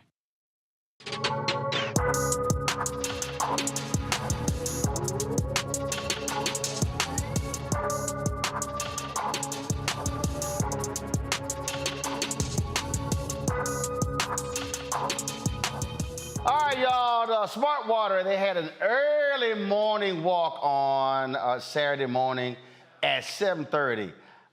I was really trying to be out there. I really wanted to support Angela Simmons as well as Mayor Cantrell and to get to walk on. But see, I didn't go to bed till about 4:30, and then I had a 10 o'clock hit on MSNBC with Tiffany Cross, and so yeah, that 7:30 hit wasn't gonna make it. But our Black Star Network cameras were there to show you the Smart Water Walk. Check it out. Mayor Cantrell, thank you so much for joining us today. So tell me what Essence being back in New Orleans means for the city. Well, Essence being back in the city of New Orleans means several things. One, that the city of New Orleans is back. That we're open. Our tourism numbers are booming. We've hosted millions of visitors since the beginning of the year. And with Essence returning to the city of New Orleans and with record numbers that were aligned in 2019 to what we're seeing now, it should actually surpass where we have been. So what it means is that Essence is stronger and even bigger. The investment in the city of New Orleans is stronger. It is intentional, even more intentional. It means that it's the Black joy, not just for me, but for the city of New Orleans and for Black people, Black women across the United States of America and quite frankly, across the globe. We have been on a 2-year hiatus and you know, the Black community around this country was hit the hardest as relates to COVID-19. So when you talk about being able to come together, to love on one another, to stand, to empower one another, women, and Essence is always meant about empowering women, also being protectors of women. And there's not a better time or a time where we need it the most, better than now or more than now in this country and what we're faced with in terms of those challenges. So I am excited about its return, but also its commitment to never leave the city of New Orleans. This is the largest festival in the country, particularly days, as well as where it's for Black women, Black people. It's the Black joy. That's what it means for the city of New Orleans. So what does it actually mean for you, being the first Black woman mayor of New Orleans and its Essence? And Essence is all about Black women empowerment, Black women. What does it mean to you personally, not just the city? That's right. But to you? Well, in terms of that Black joy and what it means for me, it represents the boldness that is required right now that embraces and uplifts the vibrancy that's embedded in Black women. It represents the collective power for Black women. I am the first woman mayor of this city in its 300-year history. I am a Black woman.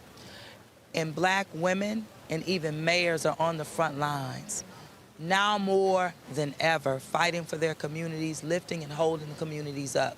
So what it means for me, it means the support that I need to continue to stand, continue to serve my community, which is an urban community, strong Black women who are the bedrock of this community, the bedrock of its culture. So that's what it means for me, just the stewardship, but it is the support.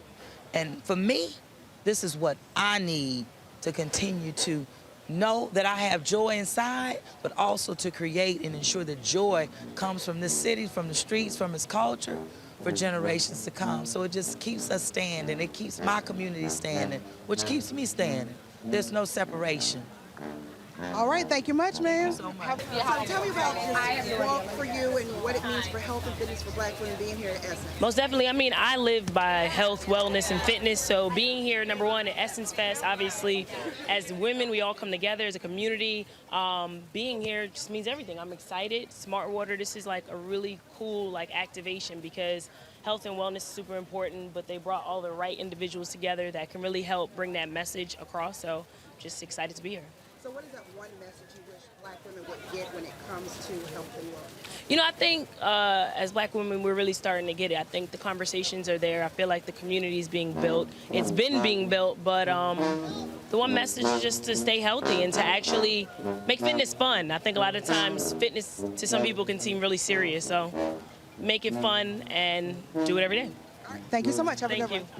All right, Miss April. So we talk about Black women in fitness. So let me explain to me the importance of this walk at Essence that celebrates Black joy and Black women. So first of all, I feel like I'm the poster child for that because I'm in an industry for many years. I've been doing fitness and wellness for almost 20 years, and people don't look like us. I am one of the few, and so this is so special, not only to promote health and wellness in our city, but also with such an amazing brand like Smart Water, where they live, eat, and breathe health and wellness. So it's very exciting to kind of merge those two worlds together in such a beautiful place where, you know, I mean, there's no better place to stay fit than New Orleans. Everybody can walk everywhere, things are really close, and just, it's such a special place. And of course, health and wellness in New Orleans kind of go together. I know it doesn't seem like it because people love to eat and they love to drink, but we're very active here. People love to be outside. We love dancing. We love running. We love all of those things. And so I'm very happy that Essence is partnering with Smart Water and then obviously the city of New Orleans to make this happen. Now, I know you talk about the food in New Orleans. You know, I'm a Louisiana girl too, went to school in Lafayette, so I know what the food is like. Yeah. How difficult is it realistically for people, especially in New Orleans and in some of the more impoverished places that don't necessarily have the fresh fruits and vegetables around? What are you all doing here in New Orleans to help get that out there?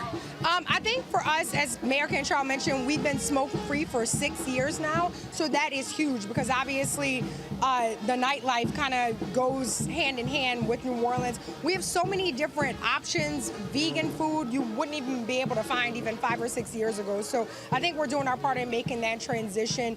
I mean, it's kind of hard to fully transition because it is New Orleans at the end of the day, and we love our bread and our milk and all of these different things, but I think we're doing a good job at it. And it's just about, you know, being realistic. If you want to indulge one night, don't do it every other night, you know? So what is your message for Black women as far as health and wellness? Get up, get fit, get moving. Make sure that you are just moving as much as possible. Even if it's things that you necessarily don't like to do, try them. And what I tell people at the end of the day, do what you love because that's gonna create more consistency with you. So if you don't like working out, don't work out. Walk your dog, go to the park, play with your friends, soccer, football, basketball, things that are gonna actually get you moving and you'll have fun doing it. So how can people connect with you on social media if they want any advice from you? Yeah, they can follow me at April Dupree _ and then my business is footprints _2 fitness. All right, thank you much. Thank you. After break, we come back for our Essence Fest recap, powered by Coca-Cola. Robin B, she's a doctor, she's a fitness coach. She talks about after you've gone through Essence, if you didn't participate in the Smart Water Walk, and you ate all that good gumbo and crawfish etouffee and catfish, all that good stuff, yeah, you gotta want to get your body right. So we talk about that with her expert opinion. So we look forward to that. Plus later in the show, Chef Kwame oversees a culinary competition in the Coca-Cola kitchen in the Essence Eats section. All of that and more on this Black Star Network Essence Fest special, brought to you by our friends at Coca-Cola, right here on the Black Star Network. Back in a moment.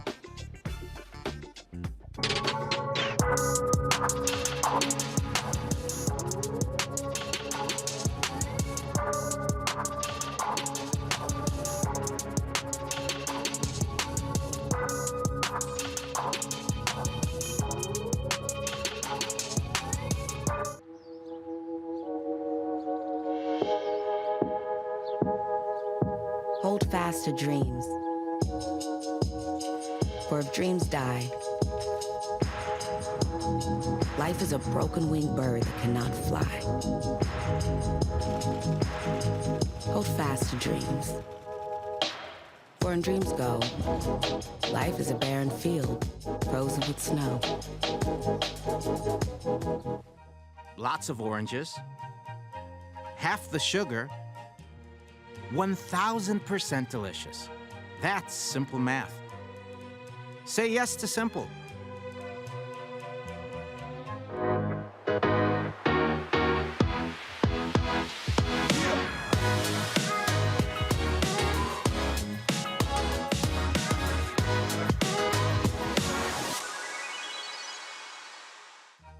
Made the simple way. With real lemon juice, 75% less sugar, and say yes to simple. Pull up a chair, take your seat. The Black Tape with me, Dr. Greg Carr, here on the Black Star Network.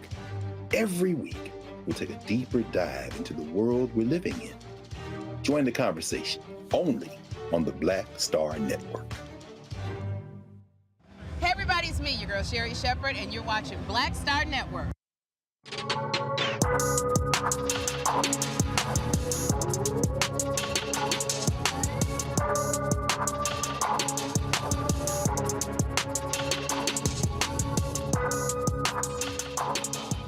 All right, so what happens when you eat all that good food, drink all that stuff at Essence Fest, and man, you get home and that scale is looking at you and frowning and saying, now, you know doggone well you were supposed to not have that good of a time. Well, Robin B has some good advice for us on what we need to do to keep ourselves in shape and to get back on track. And so I caught up with her at our Broadcast Central location, the Roosevelt Hotel in New Orleans, where the folks at Coca-Cola were all locked in. So here's our chat. All right, Robin B, let's before we ain't gonna get to the health stuff first. Okay. This your first Essence. It is. Where you been? Like, what the hell? In LA, like, under a rock? Look, ain't that many black people in LA. How you miss out on like the blackest of the blackest event? It's just because it's so far, but I'm so happy I'm here. They make planes. I know. I know so now. far? Next year, I'm gonna stay the whole time. Yeah. I'm gonna be early. And you leaving, how you leave, like, stop it. Like nobody like looked over the schedule and like, well, who's put, I've never left early. I know. Even one year the AKs honored me, and they had the event on a Sunday. And I was like, y'all gonna have to pick another day. I don't leave. And straight up, everybody else got honored that Sunday night. Yeah. I was there Tuesday. I don't leave. You don't play that? No, I'm like, I ain't coming here to leave early. I understand that. My bad. Yeah, but I had fun. Got it. So was great. now you've gotten your first Essence Fest experience under your belt. Yes, and I had the food, the energy. It was amazing. Okay, so what you eat here? Oh my God. Red beans and rice every day, beignets every day. That was my favorite. And then some fried fish, fried shrimp. Okay. So, oysters. So you did all of that, but then you had your healthy eating panel. Oh God, I knew that was coming. Yeah, precisely. All right, so let's talk through that. Yes. You come here and people they're working out. They have these food plans. New Orleans totally screws all that up. You can't. You can have a cheat day. It's okay to take a little break off of the diet. A cheat day. Essence Fest is Friday, Saturday, Sunday. A cheat weekend. How you have a cheat day in New Orleans? Listen. At Essence Festival. No. We're not perfect. You gotta do a 3-day. Yes. You gotta do a 3-day cheat fest. Yes. And then start anew when we go back home Monday. Doctor's recommendations, yes. Okay, all right, so walk us through that. What does it look like? So I'm on an 8 a.m. flight. Okay. So what should I be doing when I get back? Because I've had gumbo. Yes. I've had some catfish fillets. I've had some wonderful bread pudding. I didn't try that.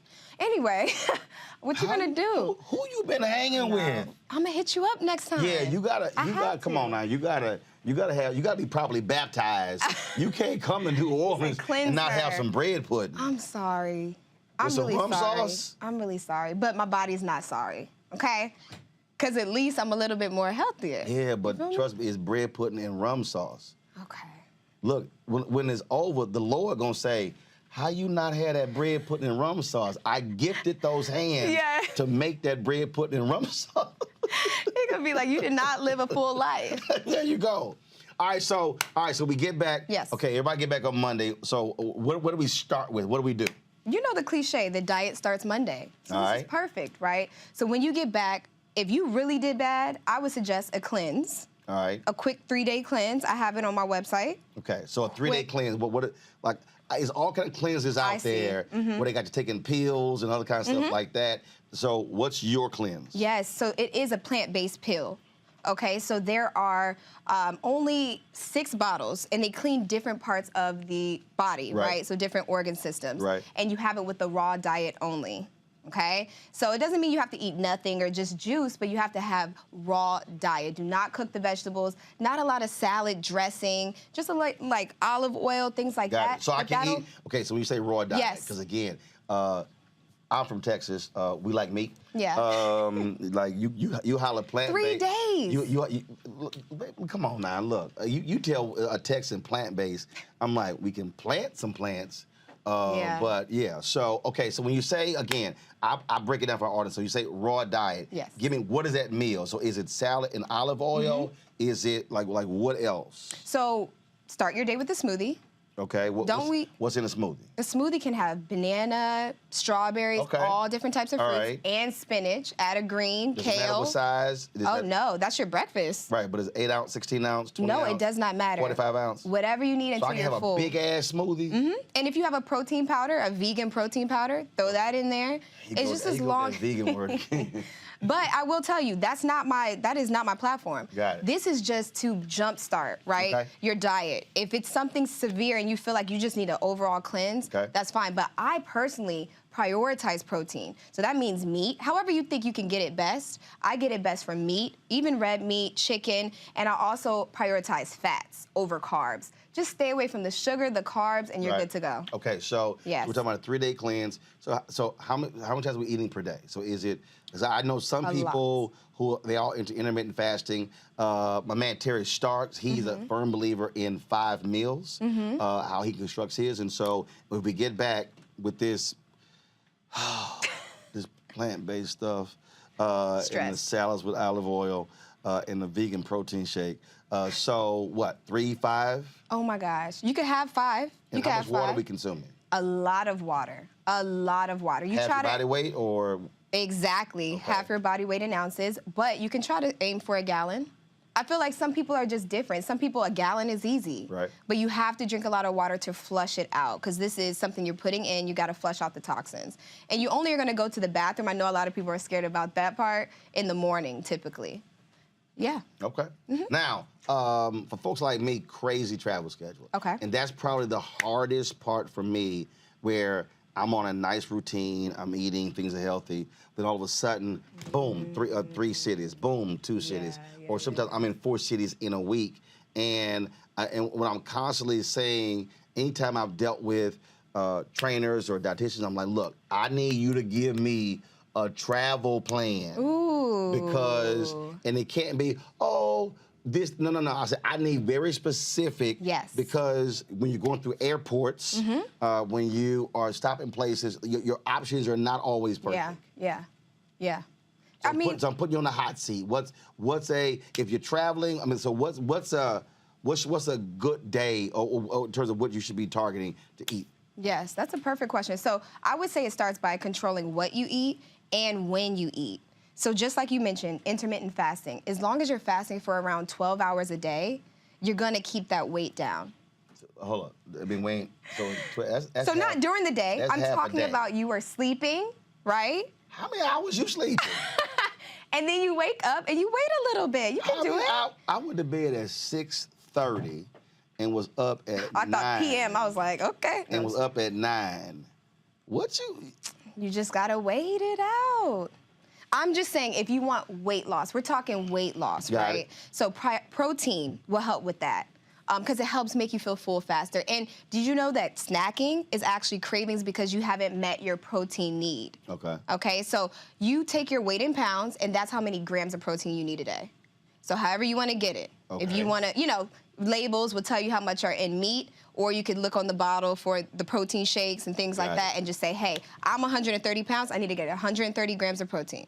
Okay, so now you're traveling. I ain't 130 pounds.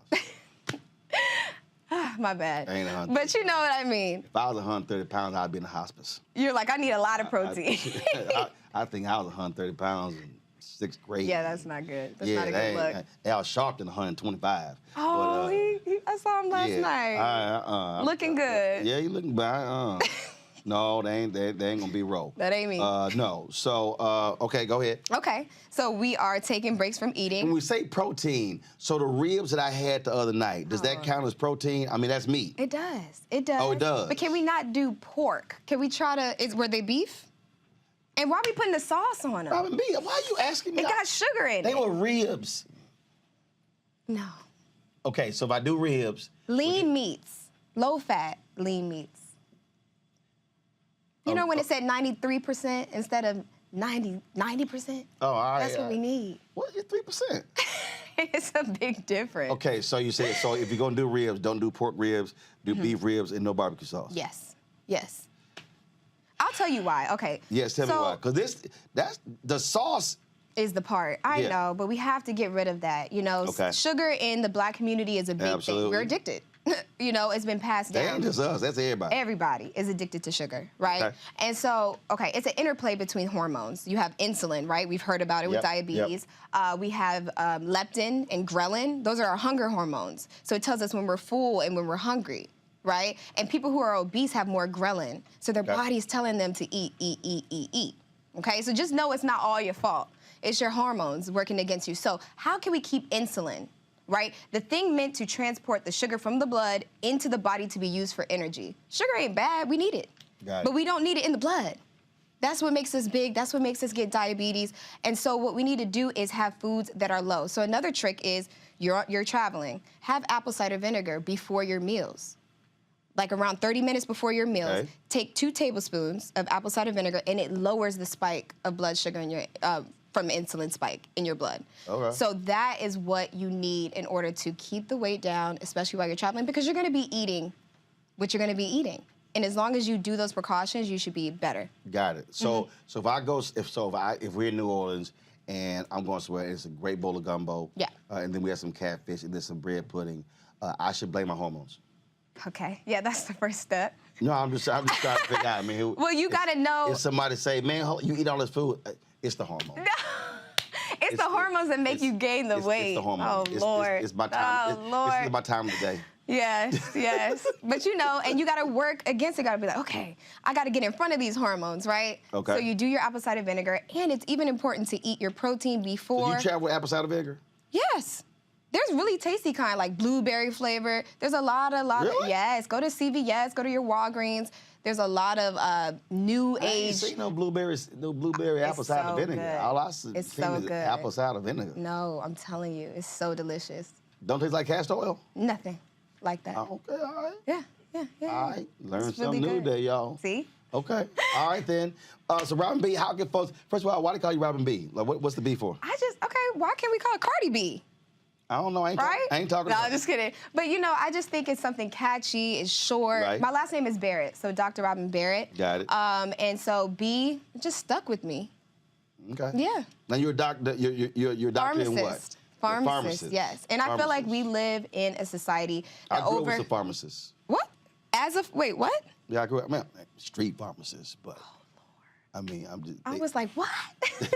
Pharmacist. I mean, Antoine, you know some pharmacists in Legal Chicago, right? Legal drug dealers, okay? Henry, you met some pharmacists yourself, huh? Yeah, I think we all know some pharmacists. I'm just. But we live in a society, right, that over-medicates and under-meditates. So my platform isn't just about the drugs, because I don't take them myself. Yeah, I hate them. I want to prevent you. So let's start with diet and nutrition. Let's start with getting in the gym, my fitness programs, all that. And then if you need me, sure, you know, at the end, come see me. Okay. Well, look, our crew is going to be in L.A. in September. Okay. And so, yeah, they all got hormone problems. Oh, So we're going to have like a group food plan when we come to L.A. Because normally we come, we rent an Airbnb, set our cameras up, we do all of our interviews there for the whole week. So, yeah. So I'm going to have to hit you in advance so you can craft a food plan for Antoine, for Anthony, and for Henry, especially Henry. Henry's a bad influence on all of us. I'm gonna make sure you have the apple cider vinegar there too. And what is and what is the negative impact of alcohol? Ooh. This ain't for me because I don't drink. It's bad. So here's a perfect example. This is gonna be my last question. Okay. So my hotel gave me 14 drink tickets. Oh. And I don't drink. And so what are they trying to do to you? I don't know. And Henry tried to take all 14 on day one. So I held on to him. So should I throw them away? No, I'm playing. So again, alcohol intake. How significant is that? Oh, okay. Insulin, hormones. So what you're saying, I should not give these to Anthony, Antoine, and Henry. I think in moderation, anything is okay. Robert but B, that's excessive. Yeah, we lead them that's all. excessive. It's 14 drinks. Get a bottle. What are we doing? Gotcha. Okay. All right. That's crazy. So your doctor's advice is I should not give these to my staff members. Let's control it. Let's control our hormones. Have one drink. I'm not saying a glass of wine. So I should give. Get wine. If all of those are wine, maybe. I ain't never seen them drink wine. I don't know what you talking about. You obviously ain't met my crew. Throw them in. Y'all, you obviously, I ain't never seen them drink wine. Oh my gosh. When do they start? What time do they start in the day? What time they wake up? Oh Lord. No comment. Good to meet you. You too. All right, chat soon. And yeah, we're going to work on your Essence Fest plan. Okay. So yeah, you work on the 362 day a year plan. I'll work on your 3-day Essence plan. Right. And trust me, you're gonna be thinking about those 3 days for the next 362. You'll be like, yo, I can't wait to get back. I'm excited. That's the plan. I'm already excited. Thank you so much for everything. All right, thanks so much. Yeah, I'm sure you AKs didn't mind me in the green and her in the pink. All right, Robin B, we surely appreciate you chatting with us. Folks, gotta go to a break. We come back. Chef Kwame oversees a culinary competition, and I got a chance to taste some of the tasty meals. They were fabulous. We'll show you what took place in the Coca-Cola kitchen in the Essence Eats section across the street from the Superdome at this year's 2022 Essence Fest, brought to you by Coca-Cola, back on the Black Star Network in a moment.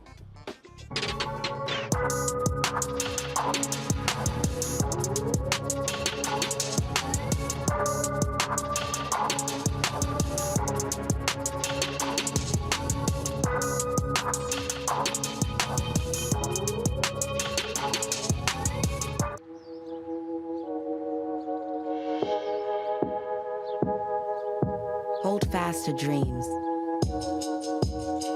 For if dreams die, life is a broken-winged bird that cannot fly. Hold fast to dreams. For when dreams go, life is a barren field, frozen with snow. Lots of oranges, half the sugar, 1,000% delicious. That's simple math. Say yes to simple.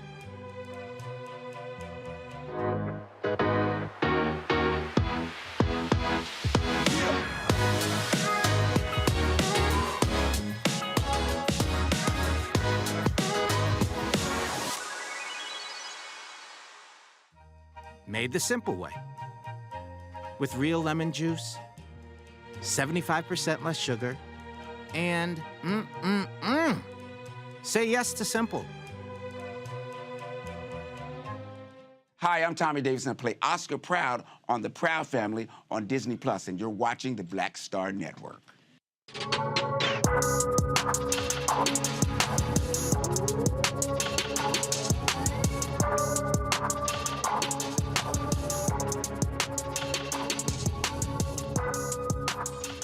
All right, so this year, Essence Fest, folks, it was totally different how they did the food court. They actually moved it out of the convention center. They had it across the street in the Sugar Mill area, and the Coca-Cola kitchen was out there. And so they had a culinary competition, and my man, Chef Kwame, he was the judge, and I got along with Chef Chong, and we got the opportunity to be the judges of the two who were involved in the competition. And man, it was fantastic and it was tasty. So here is that competition. Okay, everyone, Lisa. Hey, how you doing? Okay, so we've got Tupperware over here, so clearly this is a black event. What's going on? Oh, nothing's going on. I'm warming up my chicken, get my pan hot and freezing for y'all.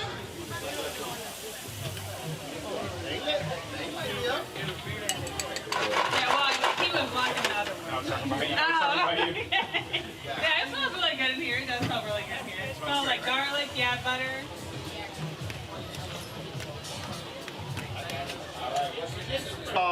Again, I'm from Texas, so we like beef. I don't do nothing plant-based. So I'm Gardening is the only plant-based. I mean, I do some lettuce and tomato, but that's about it. So I love braised short ribs.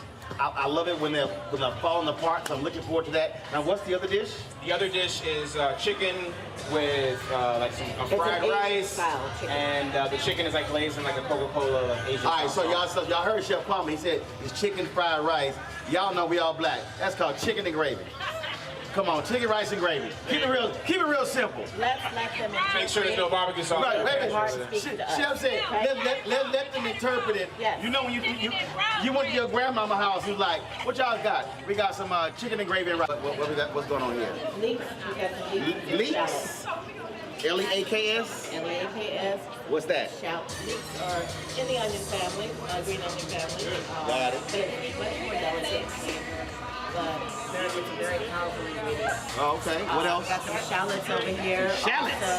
Also very delicate, not quite as intensive and mighty, but adds great flavor to any soup, sauce, base, any kind of base. And then I see some citrus over here. So what? Citrus. Oh, citrus. Got it. Awesome. That is awesome. When did you start cooking? When did you? I was about 10 years old. My father, I'm from Chicago. I'm from Korea, but I moved to Chicago.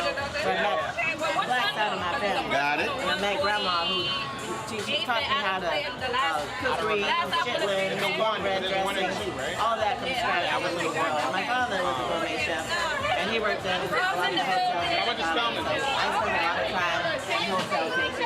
I went to culinary school by the time I was 18 years old. Yeah, give me one. I opened my first nightclub and catering business at 19.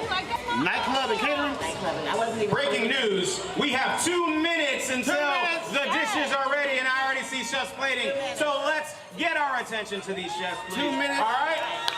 And let's hype them up. 2 minutes for us. Hey, I think Whitney needs some help. Say go, Whitney! Whitney, let's go. I'm finished. Get it, Whitney, get it. I'm coming. Y'all, she got the mashed potatoes and the garlic. Y'all know I'm taking. Ariana's still plating over there, so let's give her some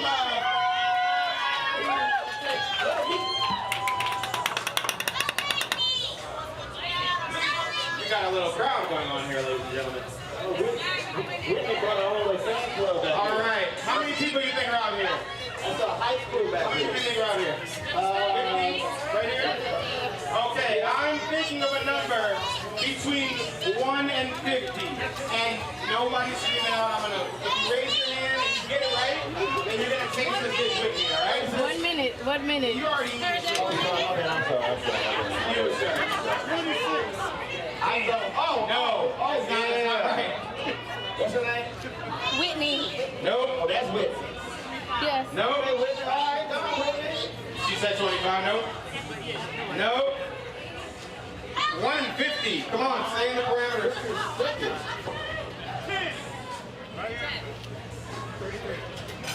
Nobody. Getting warmer. 30? You said 30? You said 3? You're wrong. You. 50. Now. All right. So I have Nola Cola chicken bites on the top of a bed of garlic fried rice. Oh. And it's in the fleur-de-lis, right? Yes. That's a little fleur-de-lis. She playing to the crowd. Nola Cola. Yes. Nola Cola. And I have Coca-Cola. Oh, she said, and I got Coca-Cola. Let me. That's called branding. Coca-Cola braised short rib on a bed of garlic mashed potatoes. All right. Love it. All right, so we're gonna taste some of this food here. All right, got it. Right here, Whitney. Look over here. Boom. Thank you. Whitney, where you from? I'm from Luling. Luling? Yes. Texas? No, 30 minutes away from here. Her dish. Why you all eat it? Okay, so the garlic mashed potatoes, I did russet potatoes. The cream sauce is garlic infused cream sauce with thyme and garlic and bay leaf. And the braised short rib was braised in Coca-Cola, red wine vinegar, carrots, the mirepoix, which is your carrot, your onion, your I'm drawing right. Carrot, your onion, and celery, And I braised the short rib in orange peels and orange juice, fresh orange juice and orange peels. Okay. So there's also orange zest on top, and the liquid I use to complement it with brown sugar to make the glaze on top with the Coca-Cola.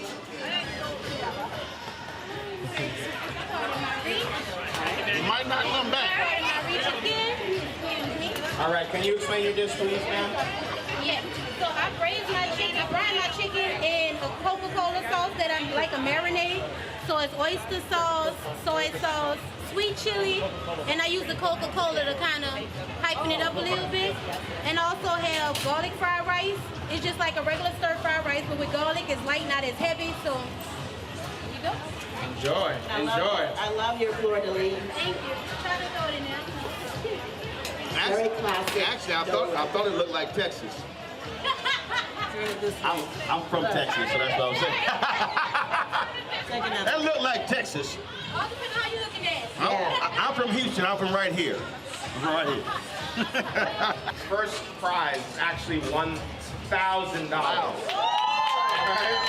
So, I would say, I just want to say, great job to both of you. Yep. Thank you. Thank you. But without further ado, it is a competition, and I have to award somebody with first prize. Okay. Can we get a drum roll, please? For the first prize, Coca-Cola Essence Festival Cook-Off of all time. First place prize goes to Chef Whitney.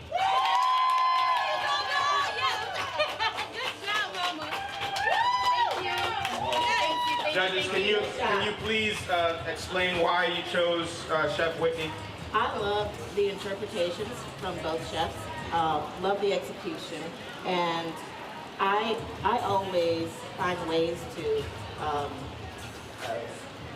like home cooking is what I love, comfort food, and I find ways to relate the dish to comfort food, and both offer the same.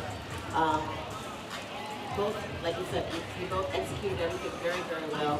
But I really, really love those braised short ribs. Thank you. Happens to be one of my favorite cuts of meat. And with the creamy potatoes and the sauce reduction, it's very well done. I am not a sauce fan. My executive chef brother hates me for that. I like my food to be dry, nothing else on top. But when the chef said, hey, don't forget the sauce, it's some lamb chicken braised meat, and just spun it around the plate, I was like, oh damn, that sauce was good. That was my reaction. I let it cuss. Oh damn, that was good. So that's what elevated it for me.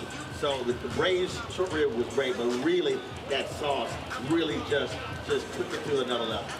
And I was like, man, if I had some rice. You also have the bread. Sop it up.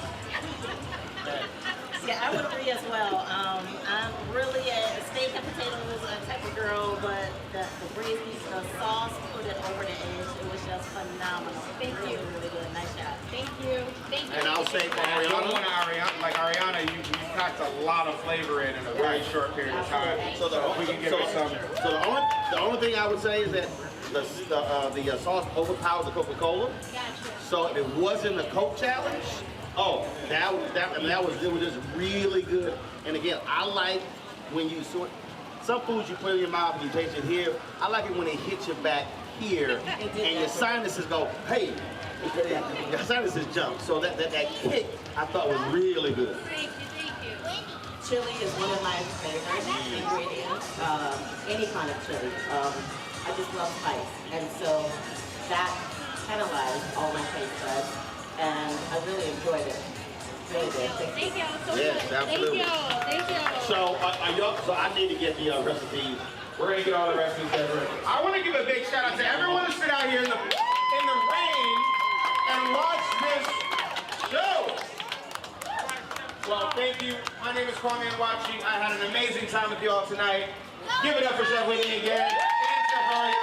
They're both winners. Thank you so much. You're watching Roland Martin on Network. Boom. All right, folks, we've got so much more content we'll be showing you next week. Of course, the animated series, The Proud Family, Guy Torrey. Man, we did interviews with all sorts of people. Tammy Roman, of course, we shot the panel with Ryan Destiny and Chloe Bailey. I mean, I'm telling you, we can go on and on and on. And so y'all want to stay tuned right here to the Black Star Network. We're going to be sharing more of our recap of the 2022 Essence Fest next week on the show, and so you want to look forward to that. And I'm telling y'all, it's a great place. And look, the best place for you to check out what happened. And yes, you had the concerts, you had all those things that are happening there, but it was so much more that was going on. And so we appreciate partnering with Coca-Cola to bring you the best of the 2022 Essence Fest right here on the Black Star Network. Folks, that is it for us. I will see you next week. I hope you enjoy yourself. This weekend, I am traveling. I'm traveling to Los Angeles. Richard Roundtree celebrates his 80th birthday, so look forward to that this Sunday. And so I'll have some videos. Check out my social media for that. So, folks, until then, I'll see you next week. Holla!